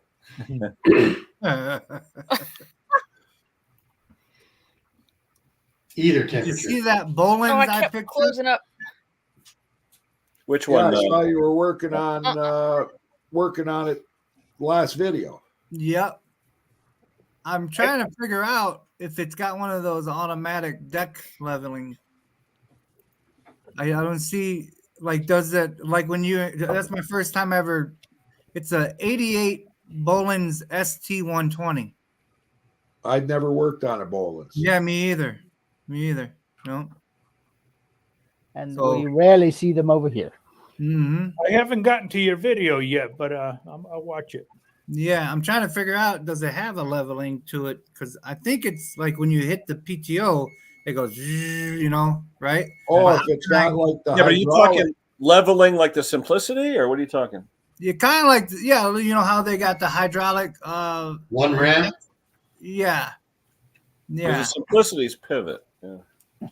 Look what Al. Did you guys see what Al wrote, Bruce? He says he has a face for radio and a voice only Scottish people would understand. That's a good one, Al. That is a good one, Al. But we are still willing to take the chance in Yeah. case you Come on up, Al. We want to. What? Come on. Right over there. We need a good Scottishman up here. Yeah, we'll get an I will- interpreter.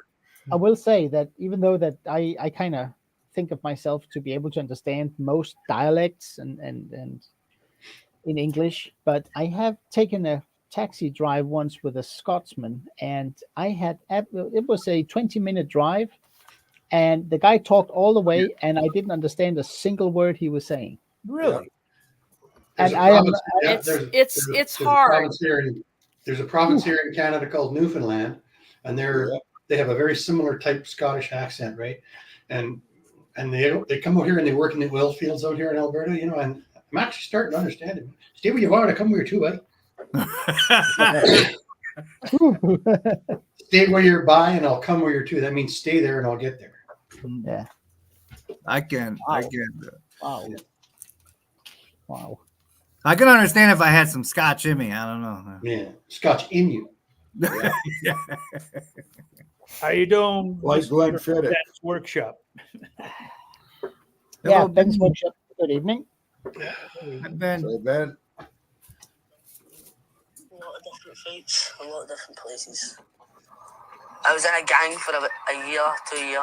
I was in a lot of fights when I was jumping about like that.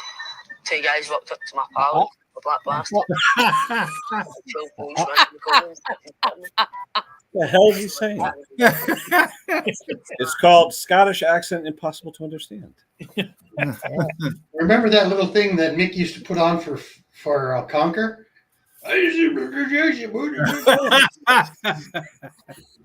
No, but if you run into a thick Cockney accent out of London area, that it just goes. You don't get it. It's a goner. You're not gonna. Yeah. Whew. That's What is it, girl? Here's a little lesson for you guys. I had a video yesterday that I released, and it was a dog. You know how you get that 10 out of 10 rating? I changed the title to it. It's gone to 6 out of 10, just within a half a day. which one was that? Oh, let me see what it's called. What is it called? It's just another one of those Single stage snowblower. a yard machine snow thrower. Yeah. Yeah, I I've seen watched that it. one. And I tried to do a how-to, make it sound more interesting, and then I just said, "Yard machine snow thrower needs love," and boom, it took off. Love. I've been doing that to my older Do ones you, to try to do boost you have them the up. AB thumbnail testing? Oh, I'm sorry. Pardon me? Go ahead. I was going to Okay. ask you, have you gotten the AB thumbnail testing yet? Thumbnail testing. What's No. that? Yes, they allow you are on I don't know what the criteria is for what channels have, but YouTube is introducing AB thumbnail testing. So Oh, you can put up multiple thumbnails for your video and they will send it out to different audiences, and whichever one resonates Based on the algorithm? most appropriately, that one will stick to your video. And I'm just curious. well, I'm starting to spend time on thumbnails so that when I get one finished, I'm done. I know that feeling. Would you get an email on that or something? Don't forget, Stella, I've just done 15. It's just they've been talking about it for quite a while, and now they're rolling it out, I guess, to certain channels with a certain number of subscribers. I have no idea. it'll be a while before I get the message. I'll ask Jake about it. I never heard of it. Well, It was like on your dashboard or whatever. Yeah, it'll be when you go to upload a thumbnail, it will give you the option to add up to 3 thumbnails. As a content creator, So, And the one that does the best, though, I don't have it yet. video because the hardest part for some is yet to come, creating the thumbnail. However, one important thing that many content This one here talks Talk about about how accents. Yeah, I mean, they're testing the thumbnails. I just decided that I don't do thumbnails. I pick one of the 3 that comes up, and if it's crappy, it's crappy. Next. You know? well, I've been trying to experiment with some stuff, but I'm not Yeah, sure. me too. Who knows if it's working but- or not? I don't know. I mean, it of course it's working. I mean, of course it's working. Oh yeah. Particularly if you have people watching your videos from a phone, you need something Right. to catch the eye. And I mean, some of my thumbnails are Right. I mean, if you put your phone here, you can't see what's going on. You know? Yeah. Bruce, if you would have had a female pulling the recoil wearing yoga pants, it would have got 5,000 views in the first hour. You ain't lying. No, that's the way it is. But Got to buy yoga And pants. I just refuse to- can't go there. I'm sorry to say, Neither I can just I. can't do that. It's not going to happen. No. But I've seen so many of them. Clickbait, eh? You want clickbait? I've tried going Yoga topless and it pants. makes no difference. I've tried going topless and it makes absolutely no difference in my videos. Bruce, get yourself a pair of yoga pants and put that in the thumbnail. No, Instead don't of do the it. overalls. I refuse to, I just refuse, even if it made my channel twice as popular, I refuse to stoop. Yeah. Sorry, anybody of you else Thank you. out there in YouTube not do it? Good for you, but I don't do it. No. I mean, the main reason, I'm adamant about this. The main reason I'm not doing it is I can't get Anita into yoga pants. but no, I'm kidding. You can't get into Anita's yoga pants. No, You I can't get can't. into it? I can't get her Hey, into yoga pants. you're preaching to the choir here, pal. I haven't been able to get in years. You know what? That was My wife said Lululemon's got him on sale. You do know that you guys do know that spandex should be a privilege, not a right. Yeah. Okay. Yes, I like that sentiment. This is when I change the subject. Can I say, so how's your car running? Yeah. Yeah. Speaking of hits, like, so I put my heart and soul out in a video, and then it gets very little, and then I do 10 like out of 10. Yeah, I do a short with this little girl right here. Oh, Yep. yeah. Oh. Yeah, and I get like 4,000 views. Well, I'm like, Yeah. Hey. yeah, but people watch the shorts. YouTube's gone to the dogs. And Hey, you'd that be- looks like the dog on your shirt. You'd be surprised at how many subscribers you pick up with shorts. Like the Chubby Butcher was over showing me what his videos have been doing. Yep. And like he's just boomed up in subs just by doing these little tiny shorts, and he's getting like 5,000 views on, like I was telling him earlier, pull apart pizza bread. But 5,000 views on a short is like 50 views on a long. Yeah. But it's not, but out of those 5,000 views, he might have picked up 10 or 15 subscribers. Yeah, because it's so easy just to hit it too. Yeah. On the short. Well, yeah, you're not going to spend all day watching that. Yeah. Fast forward, fast forward, fast forward, fast forward, fast Especially forward. watching me crawl around by that Bowman's the other day. I edited the crap out of that video. I'm like, was that rolling still? Oh no, Yeah, when you take all your clips, right? You say you got a dozen clips on a video, maybe 2, 5, 10, 12, and you stick it into your editing program, and it shows you 2 hours and 5 minutes, and you're going, oh shit, I got to cut an hour and a half. It's got to be it's a two-parter. It's a two-parter. And then I realized, oh no, it is lunchtime, and I've left the damn thing just focused on that lawnmower for an hour and a half while I'm gone for lunch. Yeah, been there, done that. I saw one from James Condon the other day. It was an hour and a half. Yeah. Well, hour and a half. And actually, because look at Musty. Every one of Musty's is more than an hour. Yeah, Musty. Yeah. So you can stop it and go back and watch the rest later too. Like his are good videos, and he doesn't get fancy. James is like catching up with Musty, man. He just does shops. He just does shop stuff. That's all. I watched him. I watched the whole video of him pulling a destroyed Volkswagen. Yeah, I watched that too. Oh, yeah, the 23. Man, that was crazy. Yeah. Like I watched the whole thing, and I'm going, that was a good video.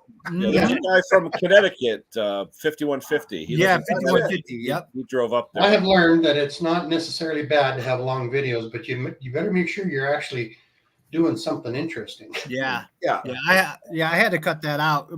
Wayne actually told me, hey, cut that out. Yeah. But now long videos are coming back. I don't know what's actually YouTube for me has been very poor the last 3 months.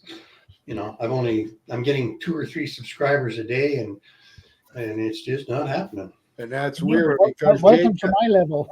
Jake hasn't done a video in 3 months, and he's getting the same number of subscribers. He's getting about 100 every 2 days. Yeah. And he hasn't done a video in 3 months. And he says, look, it looks like nobody misses me. I says, you're absolutely right. Well, but he's got enough subscribers and enough videos that people are still hitting on him and watching them. Yeah, but he's got some great content, man. Yeah, he's got good content. Great. Yeah. Remember, it takes 4 people to watch an hour's worth of 15-minute videos, or if you do an hour video, hello, eliminators. Yeah.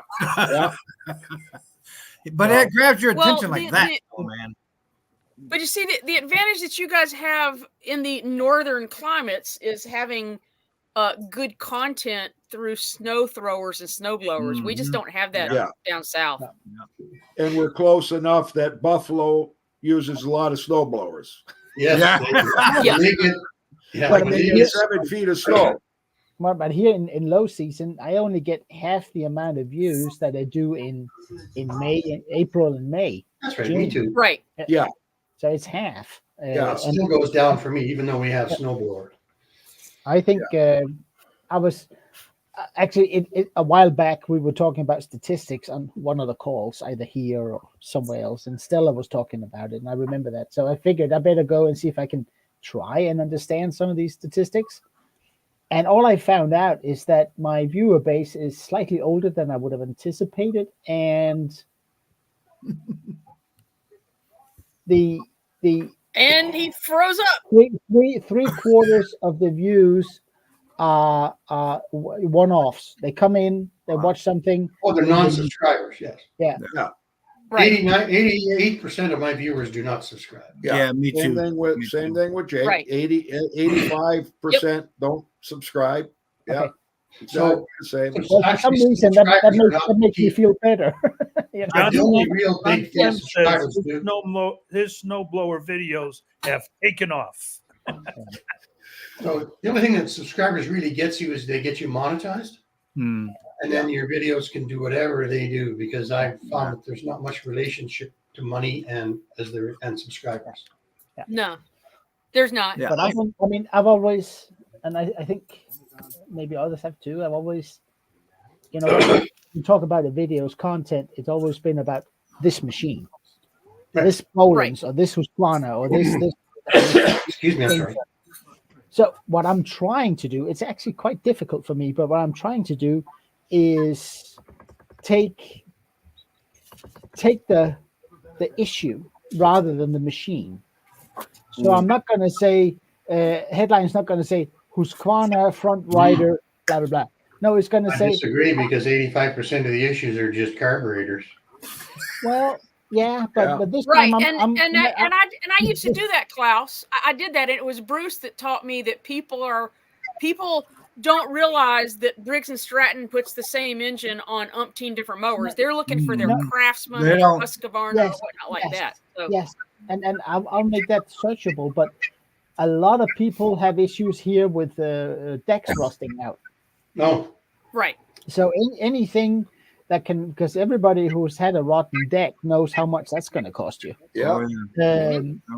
So I check out 15 perfectly good decks a year. Yeah. 15. Well, it's so dry here, like nothing. They don't rust. Right. But here Not they do near a a lake. lot. But so trying to if you have an issue with a rotten deck, and everybody is worried about their deck because it's going to rot out and it's going to be expensive and all that. So I'm try to sway it, see what happens. It's just an experiment. Yeah, it might. It might. Sorry, No. It might, but I have to try, because at the there's moment actually I'm nothing getting wrong. Yes. Okay, I'm just wondering if YouTube itself is becoming a secondary platform to something else, and there's Something just not else. the same drive to YouTube as there was 4 years ago. You feel the same way? Well, Jake was talking to me yesterday about it. He said, like, Chubby will be getting monetized when he gets his next 100 subscribers. But Jake said he's going to have to wait a while because there's a backlog at YouTube for monetization. Really? There's been so many new channels that have come out in like beyond us. Wow. Like Small Engine Repair on everything. There's tons of new ones. Yeah. And all of these What, you mean channels there's are more getting than us? monetized. And it's just going to take. Jake said right now it could take him 2 to 3 months before that process of his approval is done. Yeah. I don't think it'll take that long. I mean, I think will take some time. I mean, I think I got approved in like 3 days or something like that. It But might it's take still a week or long two. process, because they send you 30 cents to your bank account, and then you send it back, say, I got it. It was 32 cents. And they go, okay, Right. well, our next email will be in 6 weeks, and we'll start sending money to your account in another 6 weeks.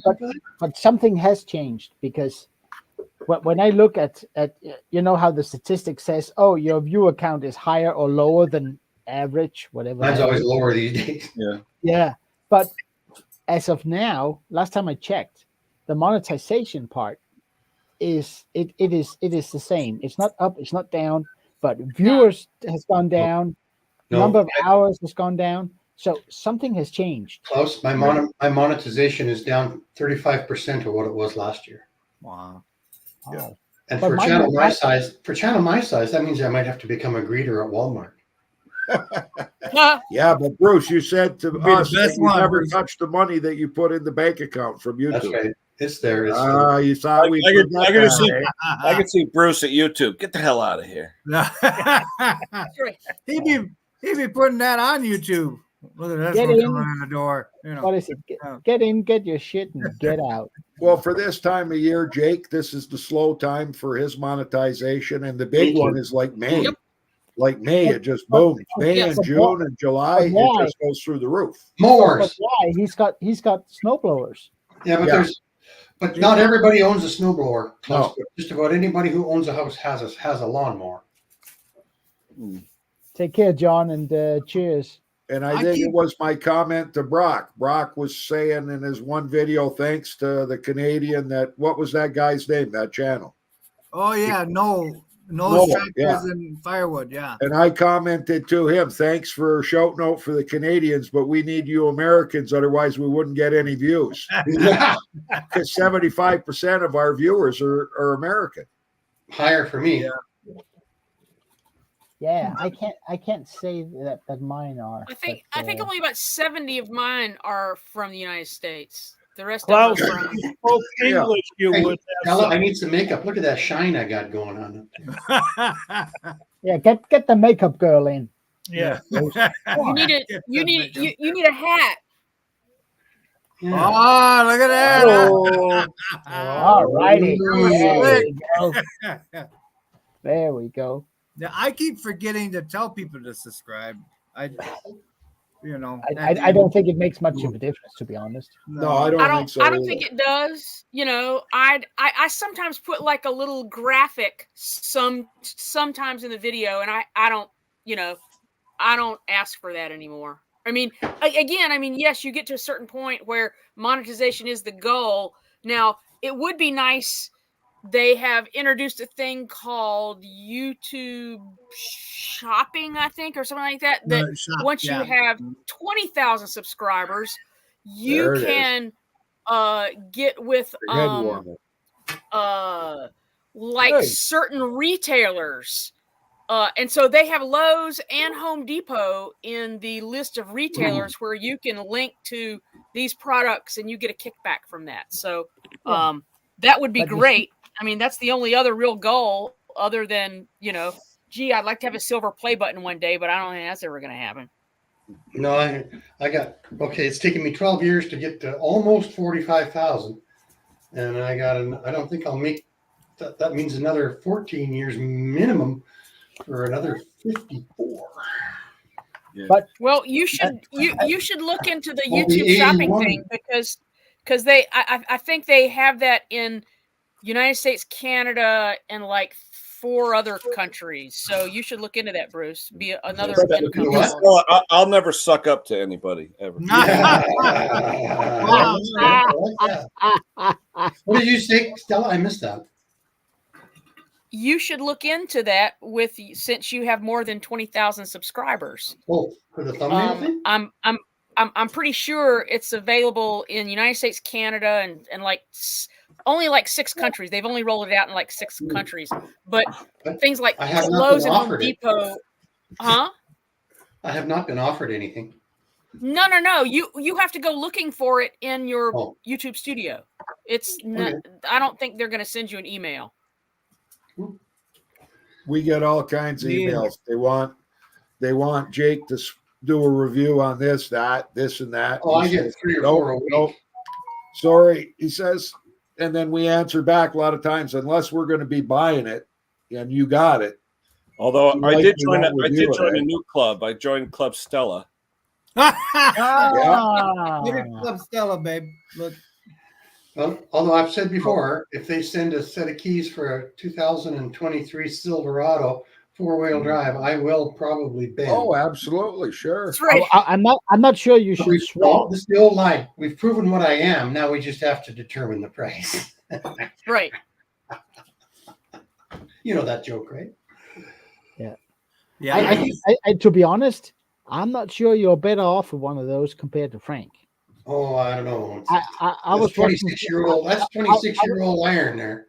I was watching statistics on recalls and repairs on on the warranty repairs for Silverados. You know what drives me nuts about that is, okay, they're just a pickup truck. They're not a Cadillac S6 going down the road. Really, all you need is a comfortable seat with airbags and fuel injection. That's all you need in a truck. They could bring the prices down. I know, $20,000. There, John. You don't need backup cameras. You don't need any of that crazy. You know when the truck prices went up? When the girls started driving the trucks. It's all their fault. Yeah. Sales went through the roof. Exactly. And the prices went up too. Absolutely. Yep. No, absolutely, Hank. Yep. Yeah, that's right on. The guys were Well, that's also when they became comfortable, right? Yeah. No, it was supply and demand. Yep. Yeah. They got that market down. Poor Stella. What do you say to that, Stella? One thing I wanted to add on here, seriously, guys. Sorry, I seriously. wasn't paying attention. Look at this guy's got a wig on and red glasses. Serious note. One of my subscribers, a good friend of the channel, Everyday Solars. I don't know if anybody knows her, but she lost her little boy yesterday. So that's terrible. She's a scrapper from the UK, and yeah, sad news. Her little boy, I think he was 5 or 6. But just thoughts and prayers. Solars. Yeah, we love you, Solars. We're there for you. Yeah, love you. I remember she would was on some of your other streams that you would do. Yeah, like, she used me, but Sunday I guess morning and whatnot. Yeah. Yeah, the little boy's been sick for a while. He passed yesterday. I believe it was yesterday. Yeah. Oh, that's awful. No, just thoughts and prayers. That's all. Yeah, we'll pray for him. Anyway. Talk somebody. Yeah, I just hit 630 subscribers. Oh, there you go. All right. How long you been doing it? How long you been at? About a year and a half. Yeah. It takes a couple of years. It takes 2 years. Yep. But I'm having fun. You know, my buddy Steve OJ, it took him 2 years to get to 1,000, and now it's just floating up. Yeah, it's on a nice organic scale. Right. It's not like I think he's pushing 2,000 now or whatever. I don't know. No, but I mean that's all YouTube, and they suck at that until you reach those thousands. Oh, they're mean. Yeah, and I think I think I'm hitting another. I'm doing that now to hit 50,000. I think they're doing the Steve OJ to me. Yeah, they might. Yeah. It frees like at some odd number. It's just like wow. It freezes. Yeah. I don't know, Stella. I bought these goggles. For some reason, they must be prescription because when I put them on, man, oh my god. I'll tell you what made it easier is mine are bifocals. Here, you know. Oh, are they? Yeah, I had that at work. Yeah. Yeah. It helps. The cheaters. Cheaters. Yeah, cheaters. All mine are cheaters. Well, I paid big bucks for these tries. Oh, trifocals? Yeah. Trifocals? Yeah. With no lines. Well, you can read, you can see the speedometer, and you can see the road. They're called progressive. Progressive. Right. Read, and you can start fires with this one. Yeah. I had trifocals. They had the bifocals, and then I had another set of close vision ones on top. So I had 3 different lines. Well, that's because you were at work and you had to look up and focus. Exactly. I just did this. That's actually a good idea. I just canceled my eye exam because OHIP changed the rules. So I had to go from this year to next year to get my eyes exam to save $150. Wow. I thought it was because you couldn't see the benefit. Yeah, I said, you know what? Why would I give $150 away? Right? Yeah. It's $150. My eyes ain't going to get that bad. I can't see paying the bill. Oh, you're like Hunter Biden. Yeah. Oh, my wife went down. Yeah. Yeah. Won't say anywhere. Yeah. Next, I'm gonna be doing that all-wheel steer Craftsman next. Yeah. The one. That'll be a good one. Is that's MTD, right? MTD. Yeah. Yeah, I haven't worked on one of them either. I haven't seen one. They look like a pain in the butt, but They are. Yeah. They are. I just Well, better you than me. looks like a Just the bear. name. Just the name. It is. It's just. I mean, why would you want all 4 problems? I mean, I just want 2 problems in the front, not 4. Yeah. Oh, bells and here. whistles to me is just more stuff that can break. That's all. I have a new thing coming in my shop. For the first time, I'm going to try and spray paint, rattle can spray. Yeah. With 2K paint and lacquer. Yeah. Yeah. I never tried that before. Where you have to prime the can with a So it's going to be interesting. You're not going to do it on your nice blue lift, are you? Yeah. Yeah? You're going to have it covered, right? Yes. Yes. Yeah, the 2K is good, especially fuel resistant. It's really good. It is. Yeah. Going to be painting a mower deck. But I never. I use spray paint all the time, but I've never used the 2K stuff. I don't know how that. So what's that paint worth for each can? Oh, it's almost $20 a can. Wow. You're going to be amazed about the coverage, though. I'm telling you, night and day. Am I right, Ken? What was that? Yeah. He's going to be amazed about the coverage. Oh yeah. It's going to be night and day. Yeah. Okay. Well, I'm looking forward to trying it. It's going to be fun. Yeah. I even bought myself a new half mask. Yeah. Yeah, you're going to need a regular paint here in Canada now. Spray paint is like $13.99, $14.99 plus tax. Hey, shh. Sorry, guys. Regular spray paint. Yeah, regular like a Rust-Oleum or a Krylon with a primer in it already, right? But just regular rust-proofing paint that you can use. But we used to be able to get it for $9.99, and then I'd watch like Henry at Mowers and Blowers. He'd go to Walmart. He'd pick it up for 99 cents, and I'd say, "What the hell? 99 cents? Yeah. How the hell could he get it for 99 cents?" And I'm paying $10. Yeah, it's half Yard water. sales. That's all right. Windshield washer antifreeze is $4.99 for 4 liters now. Wow. I get You all my almost said stuff a gallon. from I yard heard sales. that. Yeah. You know what? Yeah, yard sales for paint, Stella, oil, I'm bi-measurable. all that stuff. Biometrical. Now we're into shrinkflation. Yeah. Yeah. Everything's shrinking. Yeah, I gotta go. You can get medication for that. Yeah, I know. The rectal is this big, and the product is this big. Yeah. Like, look at potato chips, right? 90% filled with air. Yeah. And what's their answer? Oh, that's so they don't get damaged in shipping. Yeah, right. Okay. Okay, shrinkflation, right? You guys have all seen these. Yeah. There's Look the at top that. of the crackers way down there. Yeah. Yeah. Even So in they're right your, about the crackers start there. Let's see. yeah, the packaging is big, but the product is small. Yeah. Whoa, Lewis. Those. They look good. Yeah. Oh man. We're gonna What's have to that? ship some, babe. Oh yeah. You want my address right now? Yeah. What are these ones? Oatmeal? Oatmeal raisin. Yeah, those ones are oatmeal. Yeah. Oatmeal raisin. Oh, Yeah. those are the. Oh, yeah. There's the cooling rack right here. The cooling rack over there. Yeah, she likes to bake. How many have you sampled? Oh, all of them. Just in case. Yeah. Quality control. Quality control is important. It really is. Yes, it is. Okay, I'm making them smaller because of shrinkflation. That was a good one. Yeah. Oh, she's the brains of the operation over there.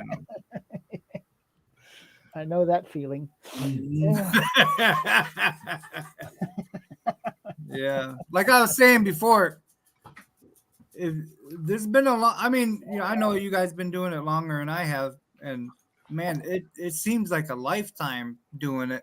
And I just want to say that you guys been like that rock for us, man. I think Jake's been doing it for 7 years. Wow. That's why he needed to take a break. Yeah. That's a long time. So he's Yeah, I taking. mean, So what I gotta do a video. I need to do a video with me, right? And I gotta say Jake's on hiatus. Yep. Yep. And you know the UFC fighter Chandler. Yep. Chandler. Yep. Okay, he just did a video where he's an owner and an investor in a company called Hiatus Tequila. Yep. So then when I do this video, I got to see if anybody that watches it can get in touch with him and get me a signed picture of him signed to Eliminated Performance. Oh, I bet you could get that done. Because I'll say, hey, buddy, I'm boosting your tequila product for you. Yeah. Will you guys look at one heck of a specimen of a well-dressed Canadian right there? Where is it? There you go, Lefty. Bruce is doing a fashion show today. Didn't you know that? Yeah. But I mean, it's the only. Oh, A new sweater was too hot.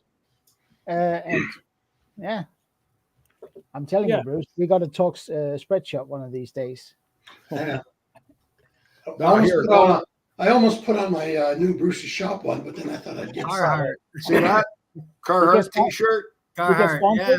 Okay, these T-shirts are like $60, Mhm. but it's a real T-shirt. Yeah, like I mean, it's made like thick. They are good. They are good. No, but I mean, and for a spreadshop T-shirt, those green ones, they're not that bad. They're not Carhartt. They're not Eddie Bauer. They're not Carhartt. It's okay. It's not flimsy and out of shape and all that stuff. Yeah. The ones I ordered for myself are Fruit of the Loom, which are fine. Yeah. It is about same quality as Fruit of the Loom type, you know. So it's like trademark then here in the US. Yeah. Yep. Yeah, they make a good T-shirt trademark. Yep. Yep. No, I mean, Americans are the only ones who can make good T-shirts. End of story. You can't buy a good T-shirt over here that's made here. That's not possible. I buy Carhartt T-shirts. I got a good like T-shirt in Italy. I got a good T-shirt in Italy, made in Italy. Yeah, I did that too. And then we washed it, and all of a sudden it popped into a sports bra. Yeah. I went from Gucci to Fuji. Yeah, exactly. You know, it went, oh. I've stopped buying T-shirts in Italy because maybe it's because I'm not paying enough for them. I don't know, but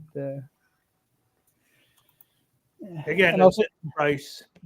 I gotta check a minute. I gotta check with Lori what that T-shirt is that Jake liked, and tell you what happened when we went and ordered a bunch of them. Just a minute. I got to get the name of it. No, but I mean the one Hank, the ones you've been doing, the big dog ones, they're nice T-shirts too. Yeah, Lori. Yeah, they are. I wear your shirt and Hank's shirt every week. Yeah. Yeah, but you cover it up with a farmer jacket. I do, but I wear that I wear those two T-shirts, this one and the other one, so much that you could almost stand them up in the corner before they hit the washing machine. Yeah. No, I mean, I bought a bunch for myself, and I use them in the shop. I try to use stuff that has the logo on it because that means I don't get confused when I have to dress to go in the shop. Because sometimes I end up there out in a good T-shirt, and bad stuff happens then, you know. we got a screen door with a little handle, the clip handle, a little clip, and on Hank's it clipped right here. Put a hole through it. That thing will get you every time. Yeah. Okay, so 10 years ago when we started, I had a company print up two T-shirts, one for me and one for Jake, with Eliminator Performance on the back. Nice maple leaf, nice logo and everything. And they were Gildan dry fit T-shirts. Yeah. So we were going to go out and start getting some T-shirts made up to send out for Christmas gifts to some customers. And Jake says, well, let's order some Gildan dry fits and just check to make sure that they're same. Not even close. From 10 years ago to now, the same size. It doesn't fit right. The collar is way tighter than what it used to be. Yeah. The material totally felt different, didn't feel like the dry fit. You know what I mean? Like you just could tell by feeling it. Bangladesh. All it takes for the purchasing department to change hands, that's what happens. Yeah. Yeah. I mean, I have a favorite close brand. It's Eddie Bauer, but I can get it over here. It's just so dang expensive. Eddie Bauer, good company. Yeah, and good stuff. I mean, Yeah. good clothes, good shirts, good pants, good Yeah. t-shirts, sweatshirts, jackets. Good Ford Broncos. What? Yeah, good sports. I had a Ford Bronco. Yeah. The Now early the ones new are ones are being recalled. A Bronco. That's one of those wobbly things on big tires, right? Yeah, this one didn't. This one got 8 miles to the gallon. Endorsed by O.J. Simpson. They rusted in the showroom. Those. I wish I still had it. Yeah, everything like that, right? What was this? What year was that? 78 Oh yeah, Ford Bronco. I think it had a. I think it had a Windsor engine, and I'm trying to think of what size it was. 351. Yes, I think it was a 351 Windsor. My wife said it first. Yeah. Yeah, it was a good engine. Yep. Yeah, past everything but a gas station. That thing was geared so low. 4-wheel drive, locking hubs in the front. Yeah. That was a real 4-wheel drive. Yeah. Wheels. Yeah. 70 something. 78. Mm-hmm. Yeah. You can't big bore or steal one now. No. Even rusty. You can't because everybody wants to redo one, right? Yeah. Yeah, man. What's in the bottle today, Stella? That and K5 Blazers are really getting up there. Ooh. Oh yeah, Good like stuff. it's summer again. Line and Google, summer shanty. Line and Google. Blah, blah, It's blah, been blah. outside. It's like a little citrusy something or other. Yeah. Girly drink. A girly drink. Thank you, Bruce. I just got to keep an eye. Got a customer coming to pick up a snowblower shortly. Oh yeah. Well, to buy. Oh, I sold to So you're gonna help load it? buy. Yeah, Jake left me the ramps in case he doesn't come with a trailer. Oh, I use the Hopefully, he doesn't Bender. come with an Just- SUV. This is a full size 10.5, 30-inch Cub Cadet. wow. 70. Yeah, and they show up in an SUV. Yeah, and it's got a brand new gearbox assembly. We put a brand new one in it instead of has buying baby gear and seats. everything. Just bought the whole assembly. There you go. Yeah, I sold my 2 snow mobiles. You did? Moby. Well, guys, I got to go. Customer here. Yeah. Take care. Hey, Wayne. Hi, Say hi, Wayne. say hi to Bye-bye. Jake from us, will you? Will do. How did the Jake? Yeah, I sold them last week. Yeah, I Nice. was very happy. Now I don't have to store them anymore. Yeah. Yeah. They're too big. You're gonna have a little slot in the shop there. Yeah. Just a little bit. Oh, I forgot. Bruce, I already filled it with the other things. Yeah. No more slot. No more what? It's already been filled. Oh, Forgot. Yeah. doesn't take much, eh? Didn't Bruce, take much. Bruce, I'm gearing up to steal one of your ideas, actually. Way back, you did the shop press thing you made yourself. Oh, the jack press, yeah. Yeah. And I'm going to buy one and shorten it, but I'm going to steal the idea of putting a plate on top and putting some kind of machine on. Something useful, because it's not something that you use every day. No. Mhm. And then wheels on it so I can move it around. Right. That's a good idea. I'll give you a shout out, but all I need now is my supplier to deliver me one shop press for free. We're working on that. Just one. Just one. 12 ton. Are you going to go with a Why don't jack press, or are you why going don't to you go? make yourself a shop press? Ooh, Well, that's see, good that one. requires skills, and It's I'm very, very. I'm kind of Well, short I on tell those ya, when it comes The to tolerances, welding. man. You talk about you got to get it dead on, or you start binding. Yeah, and Well, it requires you to be able That to has weld. nothing to do with building a shop press, though. Yes, but you can just Build one that get works. you some C channel and a 20-ton, Thing, jack. the It springs. sounds And, so easy when you think it, and then when you start to fine thinking, you go, you know the horizontal piece that goes into the channel. Yeah. I was like, by the time I finished, I was like with the grinder that was on now on the top. I was like, and then stick it all back together, put the springs on, pump it up. And then take all the strings out, take the pump out, take the springs out. I got it. It works. Yeah. When, No, it's you know what? When you're doing bearings on spindles and stuff. I tell you, right now with the price of steel, it's probably cheaper to buy one. Mm-hmm. Most, Have I gone mean, particularly if it's me going to be welding, because my welding, Well, it is not pretty. It really isn't. Doesn't have to be pretty. I went It's got to work. Yeah, I went to get a piece of angle iron, at the store, and they want $36 for 3 feet. I can't. Are you kidding me? Well, somebody was giving me a rough time about angle iron for beds. I think it was one of you guys. But bed iron. But yeah, bed iron's not that good. But if you just need something to hold something, yeah. You can daub a weld onto it and you're done. Really something pretty. I just made one of those spray can shakers. You put in the drill. Oh man! Yeah. Did you? And it requires me to weld, and I know that when that video comes out, Hank is going to be all over my behind because I still have only flux core and only AC stick, which is harder to weld. Hank would know that. And, I get away with it pretty good, That's what I use is AC stick. I haven't used a stick welder for 25 years, and that was on. It's been a long time for me. And that was but on. But I did buy a Harbor Freight's little flux welder that went on sale. I don't know, about a month or so ago. Yeah, good for you. $89 for the flux core welder. Oh no, this is the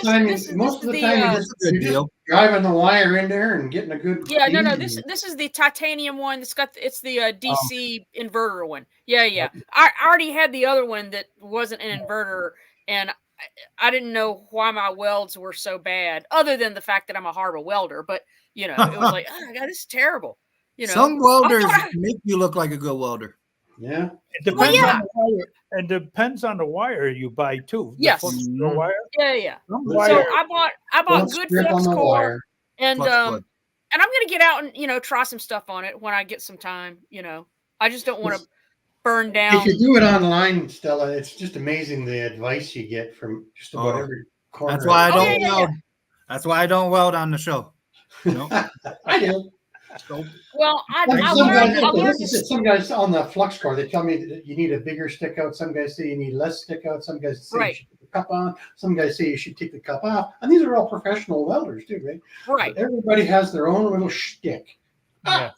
Well, the thicker like little nozzles that go in there are only for the shielding gas, and obviously you're not using that with flux, and that's what I had on the other one I had. I learned stick welding in school, and then I self-taught myself, MIG with some sort of gas. I guess it was some sort of argon mix that was there. And I could do pretty good with that. But it's easy to weld with that. Yeah, my welder is a cheapo Wuhan model, and it came originally with flux cord. Right. Man, that is messy. Okay. It is messy. Well, are you using the wire that came with it? Yeah. No. Get some Lincoln wire. Yeah. Go buy some Lincoln wire. Get some good wire. And then, but then, Klaus, the question is it an inverter welder or is it like an AC one like Hank was talking about? Oh, it's blue. you, welcome to my level there. No, that's fine. I mean, I'm trying to think of the blue ones Stella, that I'm thinking of. Why don't you ask him if it's AC electronegative? It's that was something in the instructions. You had to do this if you did that, and then you had to if you didn't. I bought a bottle of CO2 and slapped it on there because it was made for it. So now I'm welding with CO2 as gas. Oh, okay. That's a little better, eh? And CO2 is hot weld. Say what? Right. CO2 is a hot weld. It penetrates. Right. You need 75-25 so you can get a nice even flow. Yeah, but in about 3 years or 4 years, when I've emptied this bottle, I'll switch. 4 years. No, I'm not kidding. I am not very good at welding, and the welder gets most of the blame but I don't think so. You can't blame the welder, though. A good tradesman doesn't blame his tools. Exactly. I blame the tool. Well, you just need to get good with the grinder then. You're hot Me. tonight. Oh, I've got good hot grinders there, Stella, and lots of flap discs. Lots. A lot of flap disc. Okay. Thank God for flap disc. You guys know I worked in That's DC. right. I worked in DC Power for 34 years. I have done a little bit of accidental welding, right? Yeah. And that's really, really, Oh, yeah. really exciting. Really exciting stuff. You have to write a letter to your boss. You got to do all kinds of stuff afterwards. So the month I retired, I went and I took a 3-month evenings welding course, 3 months long. How you doing, Steve? Best thing I ever did. Hi, Steve. Hey, everybody. Fucking welding. Yeah. Can you hear me? Oh yeah. Hear you great. What's going on in Vancouverville? Pouring rain. You're in a atmospheric river. Yes, we are. That's what they call them out here. What? It just rains and rains and rains and rains and rains Well, and it's a rains little and rains. tube of the jet streams picked up some water from Hawaii and it dumps it right on Steve's house. Yeah. Nice. That's right. And back in the day, we used to call that the Pineapple Express. Yeah, now they call it atmospheric river. Now, oh no, that's not politically correct. I Yeah, probably did. Atmospheric river. Yeah. I gotta get What's up with you in April, Steve? Anything? Hey, What's up with you in April? Anything? she went to Victoria today. You in? You out? Now, what is Victoria? Is that a capital or something? Victoria is the capital of BC. British Columbia. Yeah, Yeah. Cool. beautiful there. Oh, yeah. Not today, but So you seen your buddy Donnie lately? I love watching this stuff. which one? Walker. I contacted him about a week ago. He's been putting out a lot of stuff. Yeah. Yeah. A lot of shorts. Yeah, Yeah. yeah. He doesn't work at Walker's Saw Shop anymore. Oh, get out. Yeah, I didn't know that until a week Is it, ago. is it still open though, or? Oh yeah, yeah. Well, What that did he- didn't he his doesn't Did he father sell the start business? that? I thought his No, father he doesn't started own it. years ago. Oh. No, Donnie's was just an employee like I was. Oh, okay. His brother owns it. Oh, is he still doing a lot of like the go karting and stuff? I know he was into the go karting. Yeah. Don, their whole family was into that karting for Well, remember years McCulloch? and years and years. McCulloch made go karts, right? They made the go kart engines and the go karts.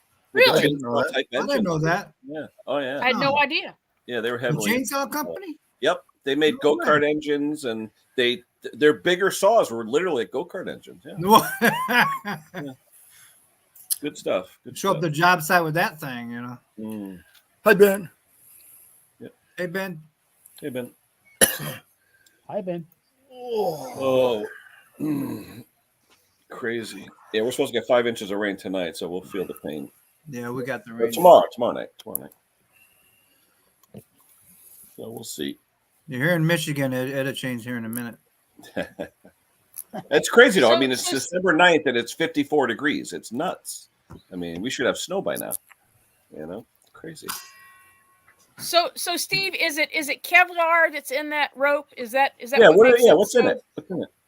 so indestructible? If you go to diamondperformance.com, there's a tab at the top that says testing. Yeah. And Yeah. if you go there, I think it explains all that stuff. Oh, so I went there, but Yeah. I didn't see any actual explanation. I mean, obviously Kevlar's Well- great stuff. You know, maybe that is. Yeah. Well, you know what? He never said anything to me about Kevlar. So maybe it's a trade. Maybe it's like a company secret or something. What's in that rope? But I don't Maybe really so. know. Yeah, I'm looking at it now. It's pretty impressive though. It's Oh, yeah. like, that's pretty strong. Good stuff.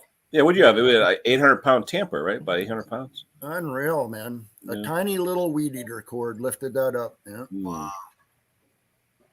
Yeah, that Stens has that Kevlar in their belts now, right? Some Well, they of them say it- do, I Garden guess. belts have Blue, Kevlar. blue or something, right? Ain't it? Most garden belts have Kevlar. The Stens one, the Stens one is very similar to the OEM Bricks one, just with a different color in the dots. Yeah. Right. Yeah, I use either Oregon or Bricks cord. Not OEM, Tom? Yeah. Well, it's weird. If you look on their website, Steve, it says tested against polyester and Kevlar. So it's got to be something different then. Oh, wow. Yeah. Interesting. It may be a proprietary thing. Try spider wire. They tried, they made it a color. Yeah, interesting though. I was only saying that you get a customer, you'll never see him again. Right. Yeah. No. Well, that is, the CEO of that company actually told me about your post. Uh-oh, I'm getting a friggin' emergency alert on my phone. Amber Alert? Rain. Oh, yeah, it's an Amber. Yeah, it's an Amber alert. Man. Yeah, we had those once in a while for missing kids. Yeah. But maybe your house was going to get flooded. Yeah. But although I want to know, Steve, are you safe for that shit? For what? Floods. For flooding. Oh, sorry. No, well, yeah, where I live is pretty well. Actually, I'm flooding. like 50. I'm 50 feet above sea level where I live. My house. I is know. 50 feet, yeah. I just wonder what side of the road you're on.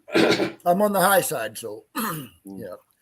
I know Comox, and it's Comox, right? Yeah, Comox is right down there. Yeah, they get flooded lots. Everybody who lives in Comox is sea level. Yeah, one of my guys had that cord, Steve. He had it on a snowmobile though, because he said with the sub-zero temperatures, they needed something that would last. That's a good idea, actually. Yeah, You don't want those. Like regular nylon gets brittle. Yeah. Hey, you guys want to play a guessing game? How many people are in chat right now? 7. 37. 7. Yeah. 7 people. I don't have the comments. You want to play a guessing game? This would be fun. Uh-oh. Nope, no prizes, just bragging rights if you get the number right. Do we have to put it in the chat, or do we yell it out? Yeah, well, yeah, just yell it out if you're in the panel. But you see these things? That's the little kit. Yeah. So these are going to be on Lowe's USA. Lowe's really? USA yeah. has 1,750 stores. 1,750 stores, and they just ordered these. This is one unit. They just ordered these about a month ago from Diamond Performance to put on their shelves. Yeah. All the Lowe's stores are going to have them on their shelves as of December 11th, I think. Yeah, I think in a couple days they'll be on the shelves at Rona. So he phoned me and he said, "Steve, Lowe's just ordered these. Their initial order from me. How many do you think they ordered? 2 million. 1,700. 10,000. 20,000. 20,000. 1.5 million. Everybody in the chat, you should type in what you think. So when he phoned me, he said, "How many do you think?" And I thought about it. 1,750 stores, and I went, maybe 30,000. And he said, "Yeah." He goes, that's actually a really good guess. And he said, "I would have been happy with 50,000. If they ordered 50,000 of these, I would have been ecstatically happy." And yep, keep going. I mean, Klaus was a little high. Well, optimistic. Oh, we have a winner. Kenny's right on. Whoa. Half a million. Half a million. Wow, no way. Where are they located? Congratulations, Steve? Where do they make them? They are in Utica, New York. Oh, Utica. That's next to Mr. Briggs. That's the next town over from Mr. Briggs. No Really? Maybe he owns the shop. Yeah, he probably does. He'll tell you. He's He the does landlord. anyway. Briggs is the He's landlord. the landlord. Yeah. He's the janitor. Yeah, but when they order so many, don't they have to drop in price some? Yeah, but I think I'm Amazon sure. sell them for Yeah. $11.99 on Amazon. Yeah. Yeah. Yeah. Well, what length cord does it come with, Steve? Because I know they sell in various lengths. Yeah, one of them's 40 inches and the other one's 96 inches. Oh, wow. I think for lawnmowers, number 4 cord on lawnmowers are 96 Oh, inches. cool. Yeah. Wow, very cool. I'm still curious about the UV resistance on these things. I wonder if they've done any testing on that. Hey, it wasn't rigged, anybody. Okay. What? It wasn't rigged. Well, you got your prize already. That was a good one. Yeah. I use 89 inches on lawnmowers. Yeah. I use but 84. Is that for the ones that that attach up the handle? That's Bruce? just where I cut them. Stella, I just guessed and cut them at 89 or 90. I was a cheapo, and if I did it 84-inch, I could get exactly the right cut out of the 100-foot spool or whatever I bought. Yeah, how many? Are you guys like me, where you hate that little grommet that gets crimped on there onto the recoil? I don't hate it. I put it back in. Trying to get it off. Well, I put it back about a half an inch to the rewind. You guys know why it's there, right? Yeah. Yeah, Okay. bounce. Nope. No. What? Go ahead, Klaus. Enlighten us. It's because when you have your cord all the way up at the handle, Yep. but if you don't have that little thing, it's actually there's not enough space for the whole cord if it pulls back in. Oh, That's right. Yeah. And it'll pop off, and then you yank it, and it's gonna. Yeah. So yeah. Huh. I Some mowers almost- don't even have them though. Yeah, some Some don't, but they have enough space for. But Bricks in their infinite wisdom, instead of changing the wheel, they put that. Yeah. So yeah. If it's on there, you should put it back on. It's a good reason for it. You guys want to hear something else that's kind of neat? I'm kind of tooting my own horn. Actually, blow me up here, Kenny. I got to show you this. Hold on. Blow 'em up. So there's a QR code right there on the back of these packages. Yeah. That says scan QR code for installation instructions. Oh, cool. 500,000. It is. Nice. It's my that is QR code. awesome. Nice. That is 500,000 of Goes these to your things. video? Yep. Oh, cool. Yeah, Well, you no, scan 'cause that with your phone and it goes boom, my video pops up, and I'm like, you guys. Wait, I Steve, didn't hold it know up. he was Hold it gonna up do to the that. camera. Let's see if it'll work. Hold on. Oh, maybe. Hold on. Let me put my camera on. Hold Hold on, on. let me put mine in. Yeah. Hold on. You have to back up a little bit. It's kind of blurry. I don't know. Hold Well, on. no, I just thought it was cool. You go to their website and there's your video right there. I thought that was kind of cool. Yeah. I mean, any which way. That Where'd is it go? Where'd it super go? cool, Okay, there it Steve. That is super cool. It's circling the other stuff above and below it, but not the code. Right. Yeah. Same with mine. It won't do It's got a mine. bit of a, it's got a bit of a glare on it. Closer. Glare? Yeah. Yeah, That's a little better. Huh. Yeah. It Yeah, won't, everything above and below it, it's picking out, but not the code. yeah. It is kind of blurry, isn't it? Your finger's on it now. Huh. Interesting. That is awesome, though. Well, congratulations, Steve. That's a big Yeah, someone was asking me about that the other day. If you could photocopy QR codes. Yes. Yeah. You can. You should be able to. Yeah. Yeah. Yeah, it's not Picking up everything but. yeah, my camera is just not quite clear enough to do that. Yeah. But still, that's pretty awesome, Steve. That's pretty cool, Steve. He told me he was doing that. He said 500,000 of these are going to be in Rona on December 11th, and he said that's 500,000 QR codes that go right to your video, buddy. Wow. Well, I'm gonna And run I'm out like- and get them. I'm like, well, that was well worth my time doing the video. Thanks, buds. I hope. Nice. That Yeah, is I'm gonna nice. run out and get some of those. We have a Lowe's right by us, so yeah. Yeah, we got like 3 or 4 within 10 miles. Yeah. We No even Home have one in Depot, though. I Ridgeview. think just Lowe's. Just Lowe's. Yes, and it'll also be Home Depot. Yeah. Soon. Home Depot will do it, and then also Home Depot Canada, I think, but not Lowe's Canada for some reason. I don't know. That's his business. I don't understand all that political It stuff. seems like Home Depot does a little better business around here than Lowe's does. Yeah. Well, then again, Lowe's Yeah. has the contract for Craftsman, so all that. Yeah. Interesting. Cool. Back when Diamond Performance first contacted me and we started talking about this, he sent me some of these. Here's the old packaging. Maybe might want to zoom in on that too. So he sent that to Lowe's and said, I want to sell you a bunch of this for your shelves. And they said, look at this. You can easily take that handle and just rip it out of the card. Oh yeah. Stick Oh, it in yeah. Still on the handle. He's stolen. Stick it in your pocket. Yeah. And nobody will know, right? So they would not put those on their shelves. Wow. So he had to do that where Awesome. Yeah. everything You know is what? in the bubble. Is it the same handle though, Steve? Same exact handle? Yep. Yeah. Yeah. That's pretty sad. Now, Steve, did they give you instructions Yeah, on the yeah. back on how to tie that double knot like Steel tells you? How to tie that knot? No, like the figure eight. Some people call it figure eight. Some people call it something else. I don't know. Steel does a double loop and then you go through. Yeah. Well, when you do that figure eight thing, it makes the knot like twice as big. Oh, does it? Yeah. Yeah. You can't do that in the recoil on the inside. You can't do that on everything, no, because it won't fit in where the knot needs to be. But I was just thinking if they ever package those with an elasto start handle, oh my God. Yeah. Especially for the chainsaws, you know. Yeah. I like those elasto start things. Oh, I tell you, for the recoil, for the ones that have good kick to it, it helps. Yeah, it does. Yeah. Cool. Bill. Your donations. Oh, that's pretty awesome, Steve. Honestly, it is. That's pretty cool. Yeah, that is cool, Steve. Congratulations, man. Oh yeah. I'm just jealous. Oh yeah, but in a good way, Bruce. No. Dave, I'm surprised a company that sells methyl hydrate hasn't reached out to you. Yeah. Methyl hydrate. Or, you know what? What about Princess Auto and the Pender lift? Come on. I'm telling you. I'm telling you. Well, hey, I call mine a Pender lift. I call it that. Yep. Yeah. Absolutely.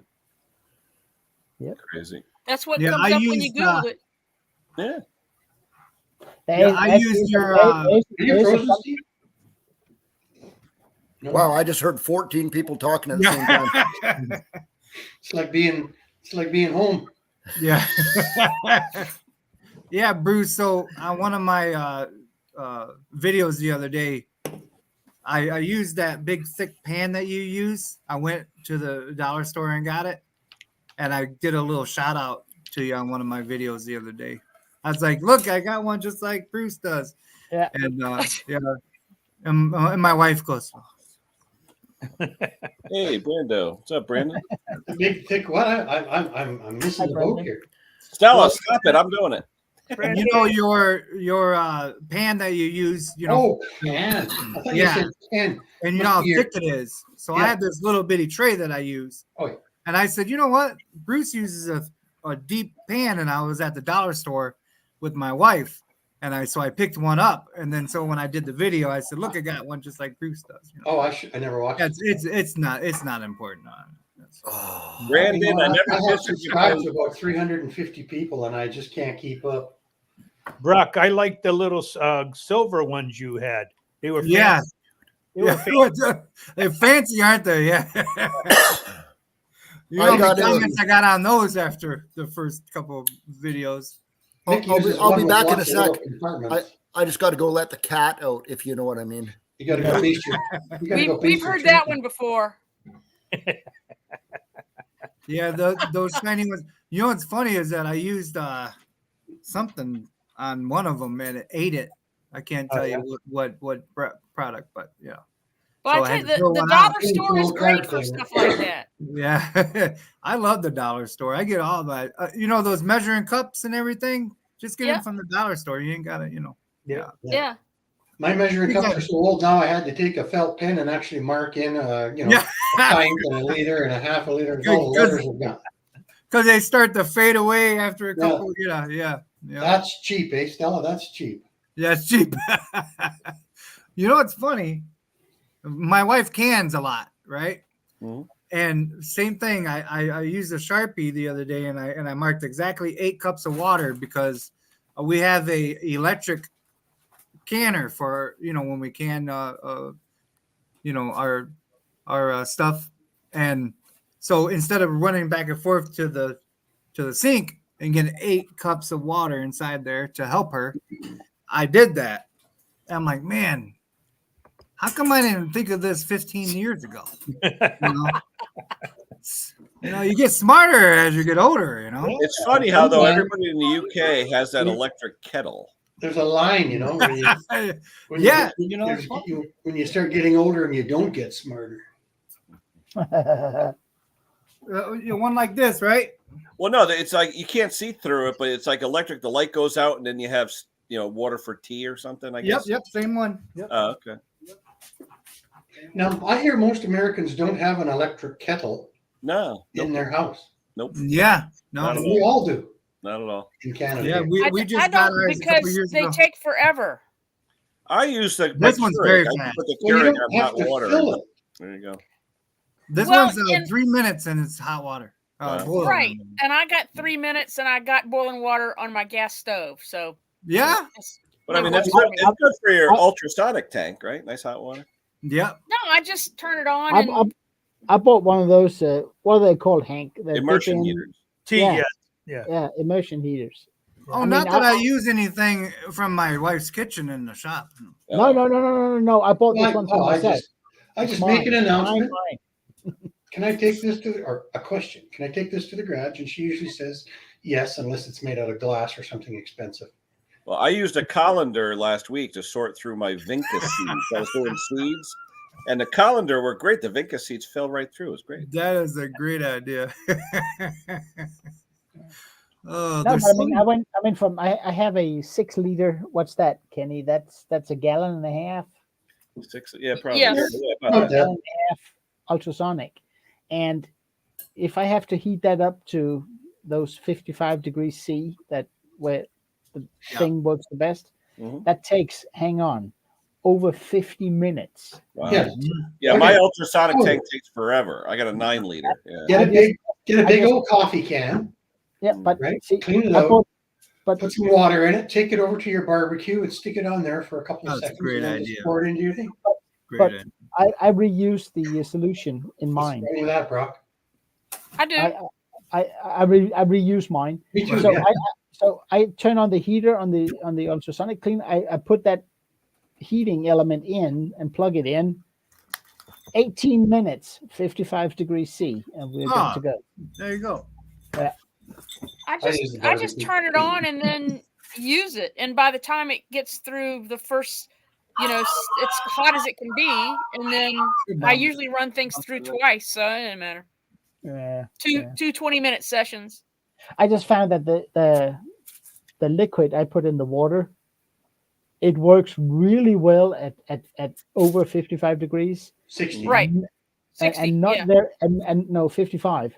But that's fine. 60 is good too. But below 55, it doesn't work very well. It doesn't clean. Hey, did you guys see Condon's video? I guess the stuff he was using, Harbor Freight, now it's caustic. You can't use it.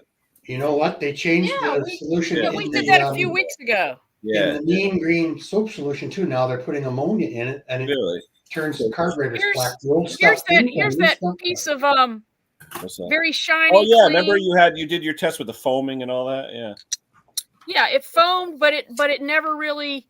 I mean, I can't tell if there's any difference. There is some, sediment. I don't know if you can see that on the inside. The crab bunnies.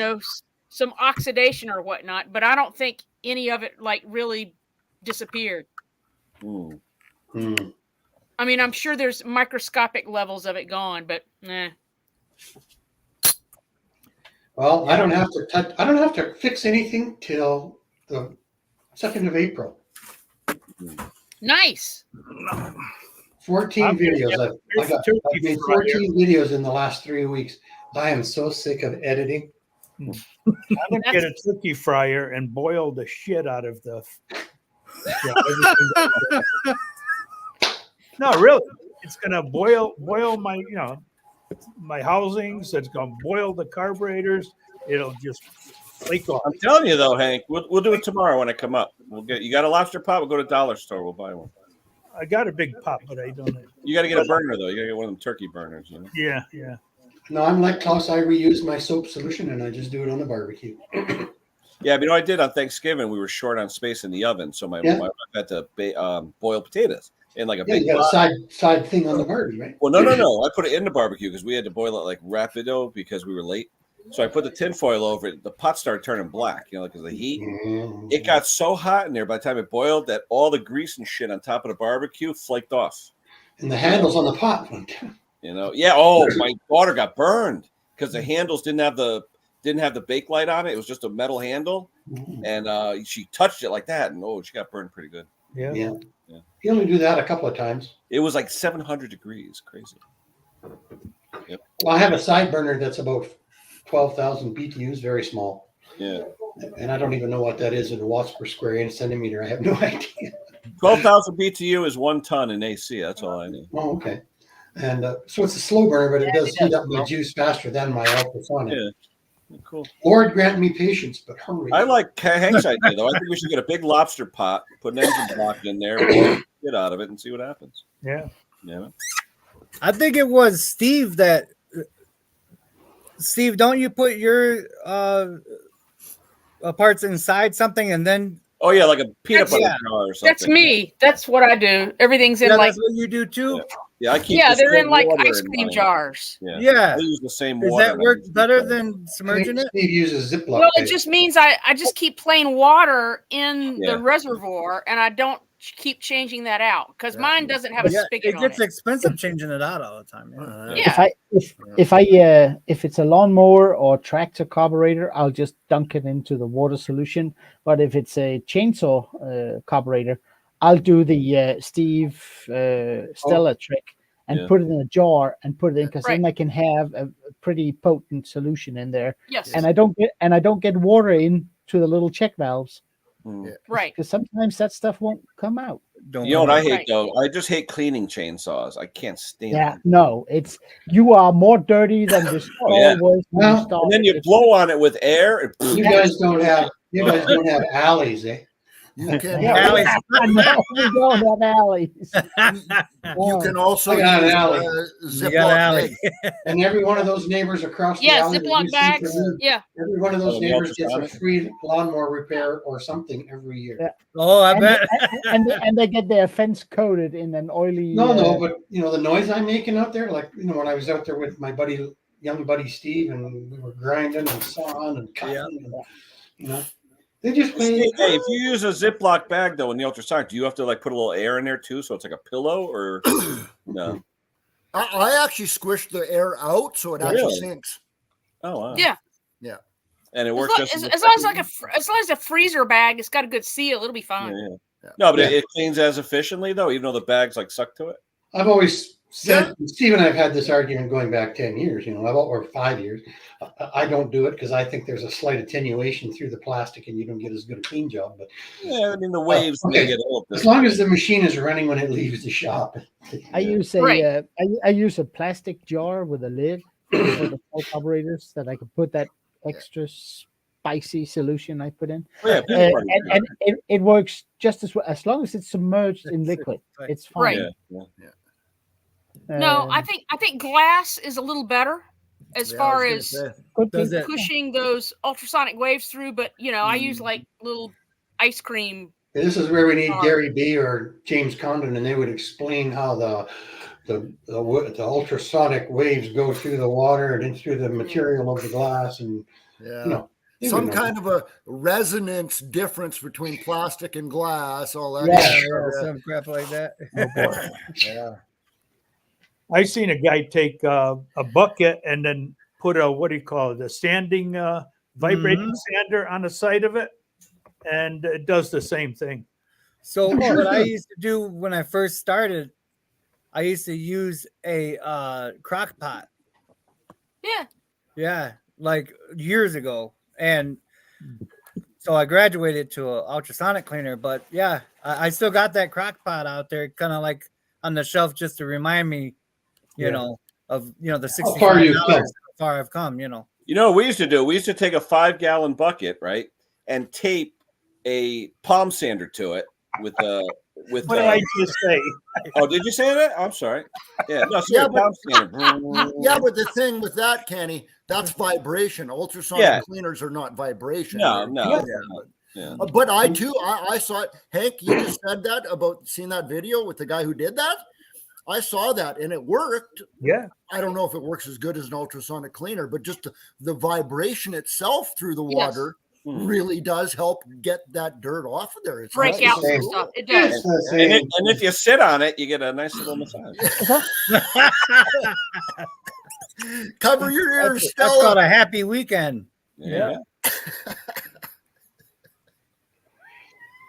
I get no respect. Wait, hold on. Wait We're getting off. Yeah. Tacky number one. Klaus, where's the beer? I'm thinking I need you guys' advice. I'm thinking of doing a channel name change. A what? A channel name change again. Again? Yeah. Why? Well, two things I always say, right? Two If it's things. broken, if it's broken, you can't break Two it. things I always say.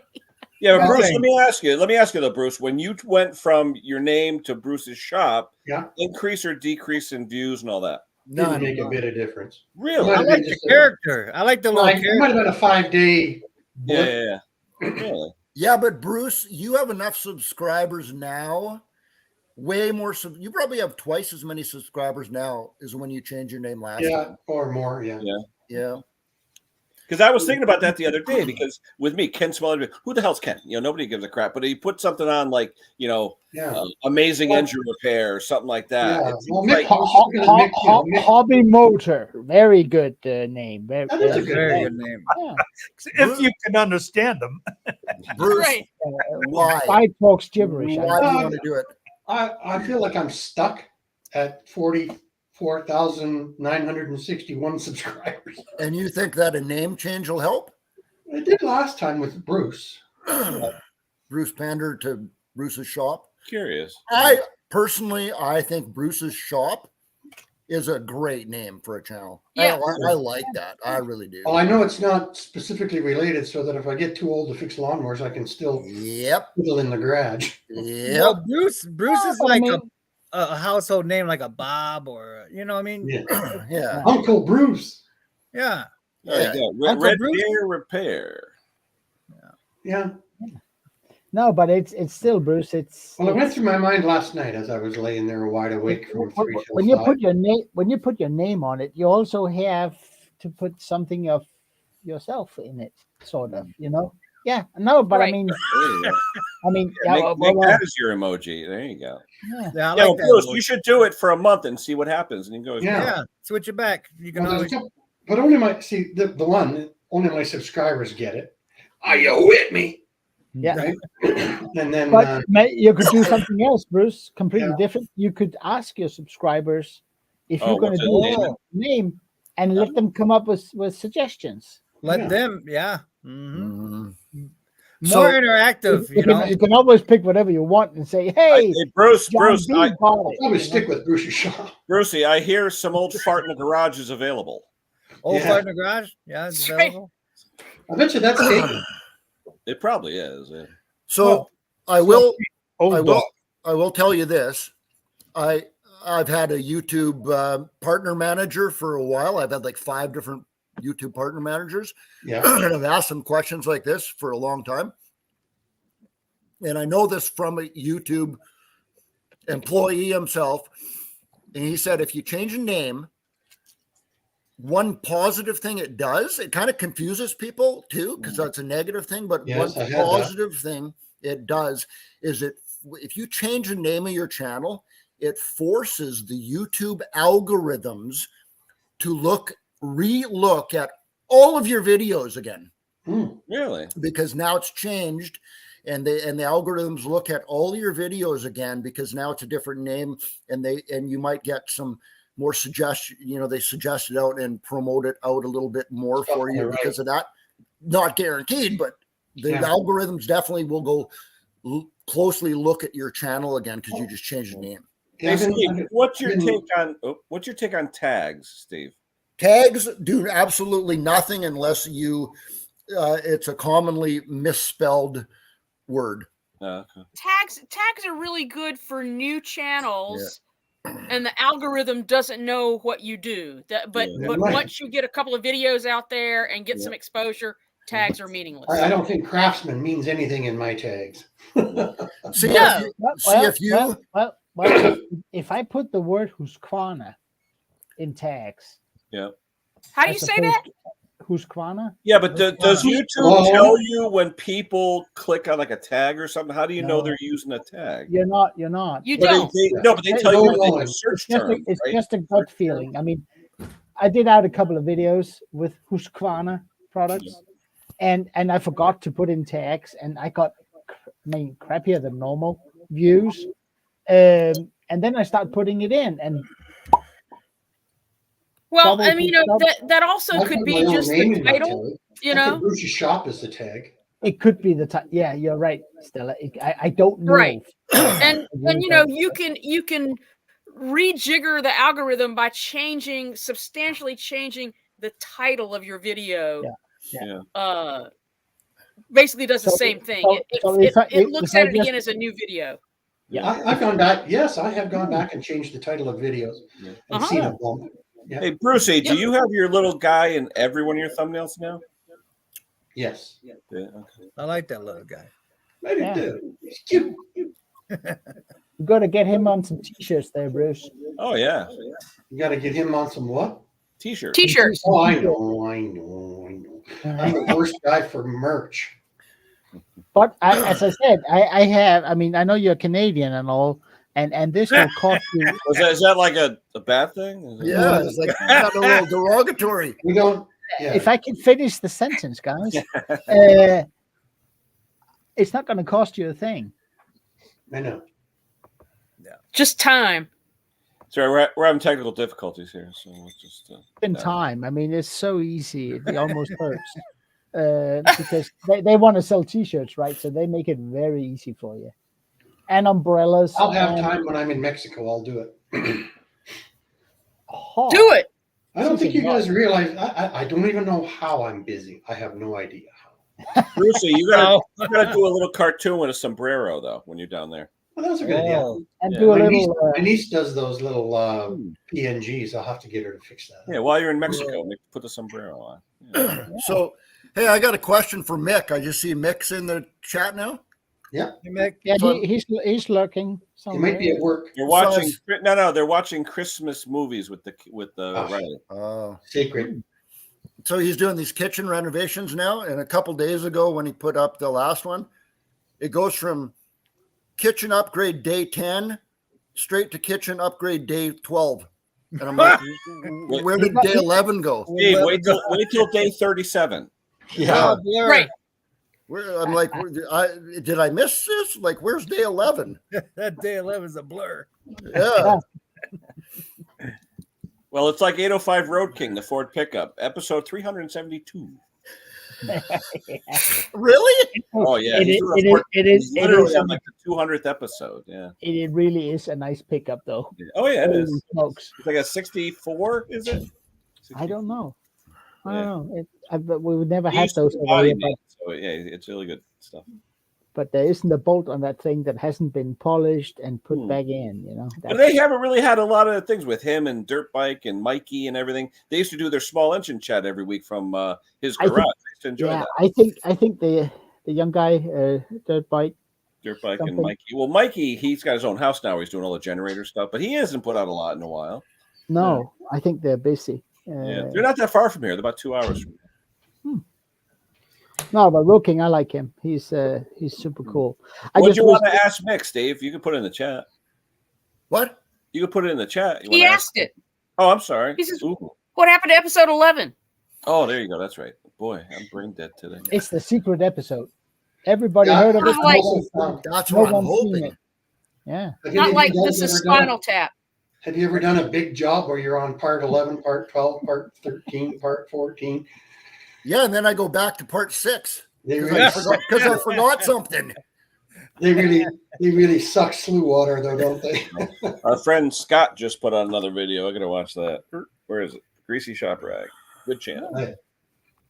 Yeah, I I just like when he did that goes the other later. day. I just did that the other day. I said, "This is episode," and then a bunch of question marks. I couldn't even remember which episode it was. Everybody seemed to like it, but I was really being serious. I couldn't remember. You know. Talking I about have an 8 terabyte storage box under That was the that computer that runs Husqvarna all the that I time. was working on. Then I've got this for my first 4 laptops. Was it zip drive? Zip drive? Well, those are hard drives, eh? Those are external hard drives. Yep. External, oh, they're internal hard drives still for have my zip dead drives. laptops. I just bought some Dropbox storage space, and I store it there. I'm too cheap. I know. I just keep buying like solid state drives, you know, Yeah. and I use them to transfer it from the phone to the drive, and then I take that drive and plug it into my computer. That's been the easiest way I've figured out to do it. Yeah.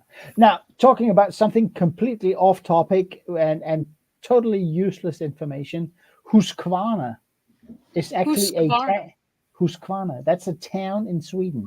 Yes, it is. What is it? Is it? Yes. And That's it means where the- something. that It means something. I in can't remember. Sweden, yes. And Sweden, yeah. But it's and- spelled different. yes. It's They're spelled just with a shipwrecked K. Norwegians, man. It's spelled with a K for the city or the town. But for the company, that's where it takes its name. Yeah. And they were more famous for making sewing machines and dirt bikes before they did garden equipment, and now it's just a global conglomerate, whatever. Not for the Swedish chef. No. No, between Husqvarna and Steel, which one's winning right now? Yeah. well, that depends on what you want. When people ask me, I say if your machine is going to cost you below $500, get Steel. If it's above, doesn't matter. I've noticed that Husqvarna's got a lot of parts that come in that has got Husqvarna on it now. Say again, Brock. Now I've noticed a lot of Husqvarna parts. Well, it has Husqvarna on the parts bag, like constantly now, for like MTD and that. You notice that? Yeah. AYP, not MTD. Yeah. AYP. Yeah, AYP. American. Look at baby. Look at Who's that? Chubby Butcher? it's Chubby Butcher. Look at he needs an eyebrow trim. But guys, you know who owns AYP, right? Husqvarna. Yep. Oh, do they own AYP now? Yeah. They have for a number of that's years. sad. Right. How you doing, James? James Hayes, buddy, how you doing? Hey, James. Mr. What's it called? Disden, Drysdale. What's the new tool? Clyden, Biden, Dresden, Drysden, Dewsden. yeah. Kaleidoscope. All I know is it's mint green. That's all I know. Yeah, what is he doing promoting something other than Milwaukee? He got rid of Milwaukee. What? They're gone. Now it's Drysdale or whatever the hell it is. It starts with a K. No, it's a D, wasn't it? Dresden or something? Yeah, well, KD. So, green. and not John Deere green, but greenish. Like a mint green, a nice minty green. Mint, same color as our name tags here. Yeah, it's like most of the garage that's walls. Kawasaki green. That's Kawasaki green. There you go, Kawasaki green. That's the one. Yeah, that's the drink made from what is it? The Japanese drink made from sake and milk. It's Kawasaki. So, Steve, how is it? No customers. Is it doing good? Are you happier now? Oh, yeah. You just vented that day. That's all you did. You were just pissed off. I got to say though, I really hope that that I get more repairs from my friends and family now, so I can do videos. So you can afford to live. Yeah, it's just. Well, Yeah, you know Steve, what, though? Steve, Friends and family, I don't charge them anyway. Being as big as you are, though, Steve, how often do you actually get approached by the aftermarket and companies like that? Do you get approached a lot? Holy crap! You know who's pounding me in the last 6 months? Even Mick. It is the power. I got one right here. Can you guys see that? Yeah. Battery power station. Man, These things. Oh, yeah. Who is that? Generators. They're not a generator. I understand that, but they're But you had that big giveaway too, right? Where you gave away that huge one. Right? Yeah. So I probably turned down one of those companies per week. Wow. Those companies building those things now are just pounding me with emails. Is it all offshore though, Steve? All offshore? Yeah. You guys need to go to, if you don't watch the Den of Tools. It's a channel review channel. It's a bear guy. He got into doing one of those solar generator things, and he wound up dealing with an in-between company, like a marketing company for Segway 9bot, and it was ugly. Was that the one where he did a bad review and they went crazy on him or something? No, it wasn't a bad review. No, an honest review. It was an honest review, and that's what his contract said. And what he showed at the beginning of his film was he was overloading the generator. And it went into shutdown safety mode, which is what it's supposed to do. Yeah. And the marketing company says, "Oh, you can't do that. You have to edit that out." And he goes, "That's not in my contract." So he's done like 3 videos on it, and eventually Segway 9bot got back to him and got rid of the middleman marketer advertising firm or whatever it was. But that's a very enlightening thing because Steve, I remember I called you one time, and I really appreciate your advice on that. Is just, don't let them run you through the ringer. And that's where I think a lot of mistakes happen. And we're all just sort of like scrabbling our way to the bottom when we, take on a lot of this stuff. Klaus said it too, where, hold on, here comes Wayne.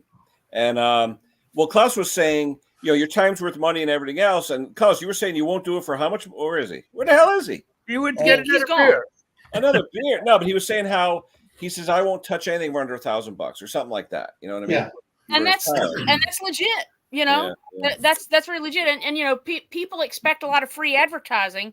Yeah. And there's a lot more to it than initially meets the eye, which is and well, we get all excited when someone wants to throw shit at us. When I had a small channel, I would be like, "Oh, so exactly." Yeah. And now I've got a medium-sized channel, and I get 2 or 3 a week, and most of them are just something made up. We'll represent you in our business, but they don't tell me what they're gonna represent. I got one the other day for women's jewelry, and I'm like, what?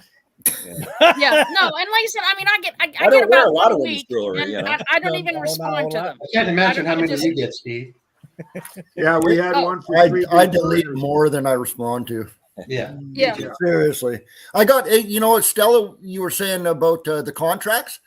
I got a contract once, not that long ago, actually, from a company who clause number 1 was, we want you to do an honest review on our product. You have to do an honest review. That was clause number 1. And then down around clause number 8, it said, you are not allowed to say anything negative about our product. Right. And I'm like, and then they have editorial control, so they can edit. It's like, no, don't clause number 9. Ignore clause number 1. Don't ever give those companies the right to preview before it goes on YouTube. Just say no. Right. And don't do that. They will agree with then, Right. And other words that you have to look for are exclusive. Yeah. Right. That if a contract says that, run, don't walk to the nearest exit. There's and if you get to that point, it's almost worth talking to a lawyer at some point in time. But so let me show you something out. This is my first page of trash in my emails, and there's 4 in there asking me to join up with their programs, but they're not even asking me to go to this particular product. They're just saying, "Hi, we'll represent you and welcome aboard. And are you interested?" And like, don't click on anything. And never click on anything. Because in the fine print on the bottom, it says, "By clicking, you agree to." No. It's not that. There was about 3 to 4 months ago, all these really well-known huge YouTubers, I'm talking about with people with like millions of subscribers and followers, had their channels hijacked and stolen because I heard about they correspond with somebody for weeks at a time. You're back and forth and you think this and that, blah, blah, blah, blah. And then they say, okay, we're going to send you a contract, and they say, click on this link to go to a PDF. Well, it's not a PDF. It's actually a file that will steal your browser current cookies, your session cookies for your browser. Once they get those, they put that in wherever they are. So it's just like you're on there. That's how they get into your channel. They change your password, change all this, and they put up an Elon Musk crypto scam live stream on there. It's just alarming. So just never, ever, ever click. Yes, I used to answer, say no, thank you, and now I don't even do that. No, don't even bother. I've looked at the reviews of the company before I even respond to the email, and then I respond to them and saying, I've checked your reviews out. Your customer service is so appalling. We would be disturbed in order to promote your product. Sorry, but when you can straighten that out, get a hold of us. Right. Like the customer service for some of this and some of the reviews they've got for a lot of these companies are not good. Okay. I have I'm in with Vivor, the Chinese company that sells everything, and I don't make money off of it per se. It's very little, but I get some products in that, and it fills the time with content over the. You know what? I'm 67 years do they old. give you links where people can click on your link and then you get a bump off of that? Yeah. Did you say Vivor? Yeah. Yeah. Hey, new name for the live stream, fellas and Stellas. Oh, that's pretty cool. That is really cool. I think I'm the only guy that didn't sell the soap, though, eh? But I didn't. Not me, Bruce. But once you get in with them, all of a sudden you get an email from your contact saying, "Yeah, we sent you the product. When will the video be ready?" I said, "It'll be ready in this week." Sometime. Right. Yeah. Oh, can we have a preview? And I go back and say, no. Good. And they say, well, why not? Because if you want a preview, you have to pay for it.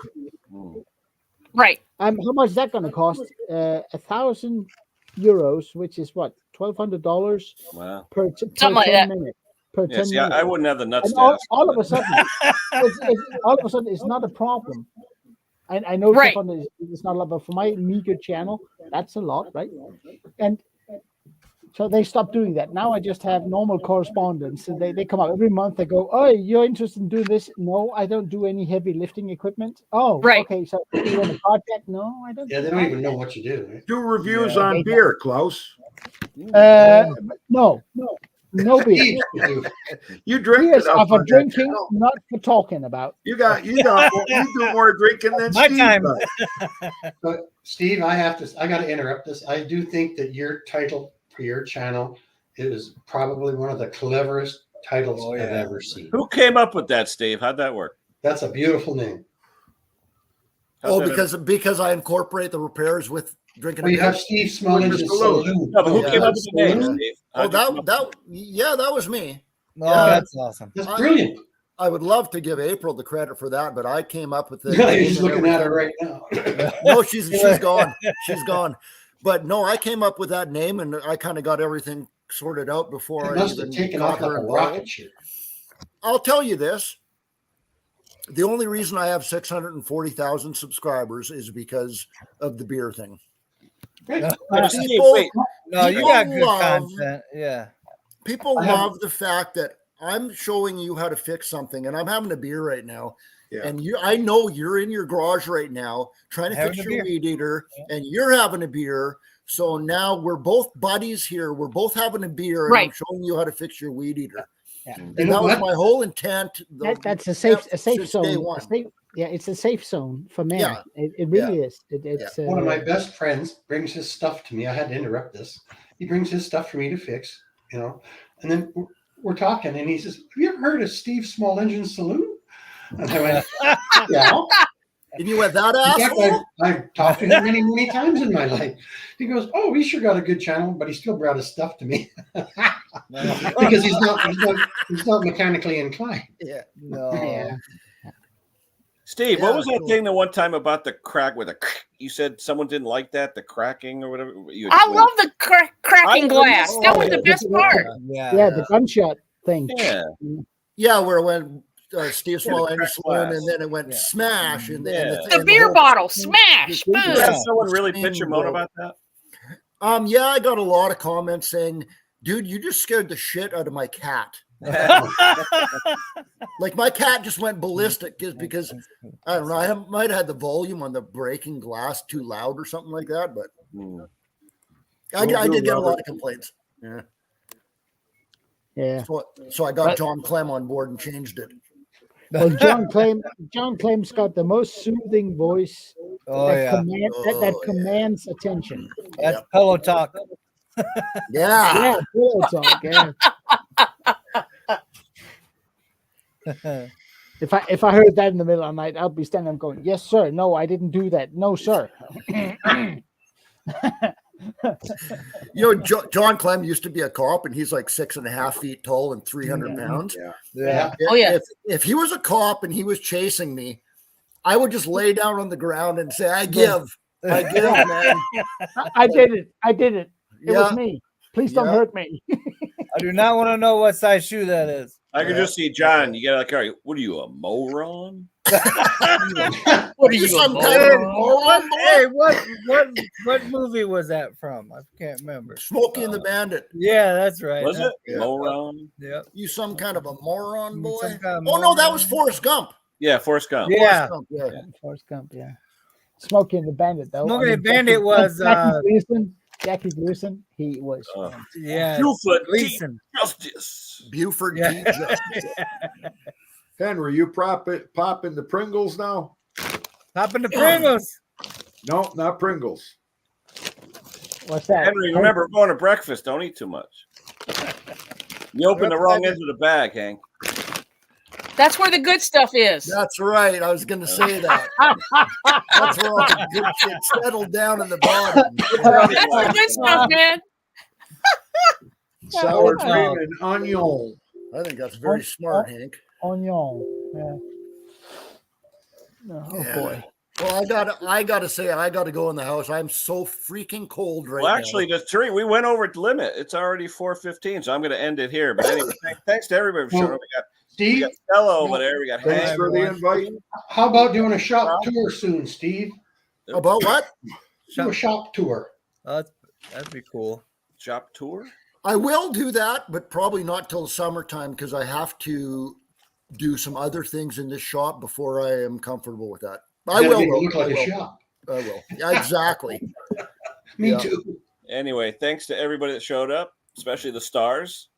And let's see. Next week, I don't know if I'm doing a Christmas live next week or the week after. I've been told that next week might be better because a lot of people are away the 23rd. So we'll see what happens. But there's definitely going to be a Christmas stream, and hey, we'll see what happens. So thanks, everybody. We'll talk to you soon. Bye. Take care. Take care, buddy. And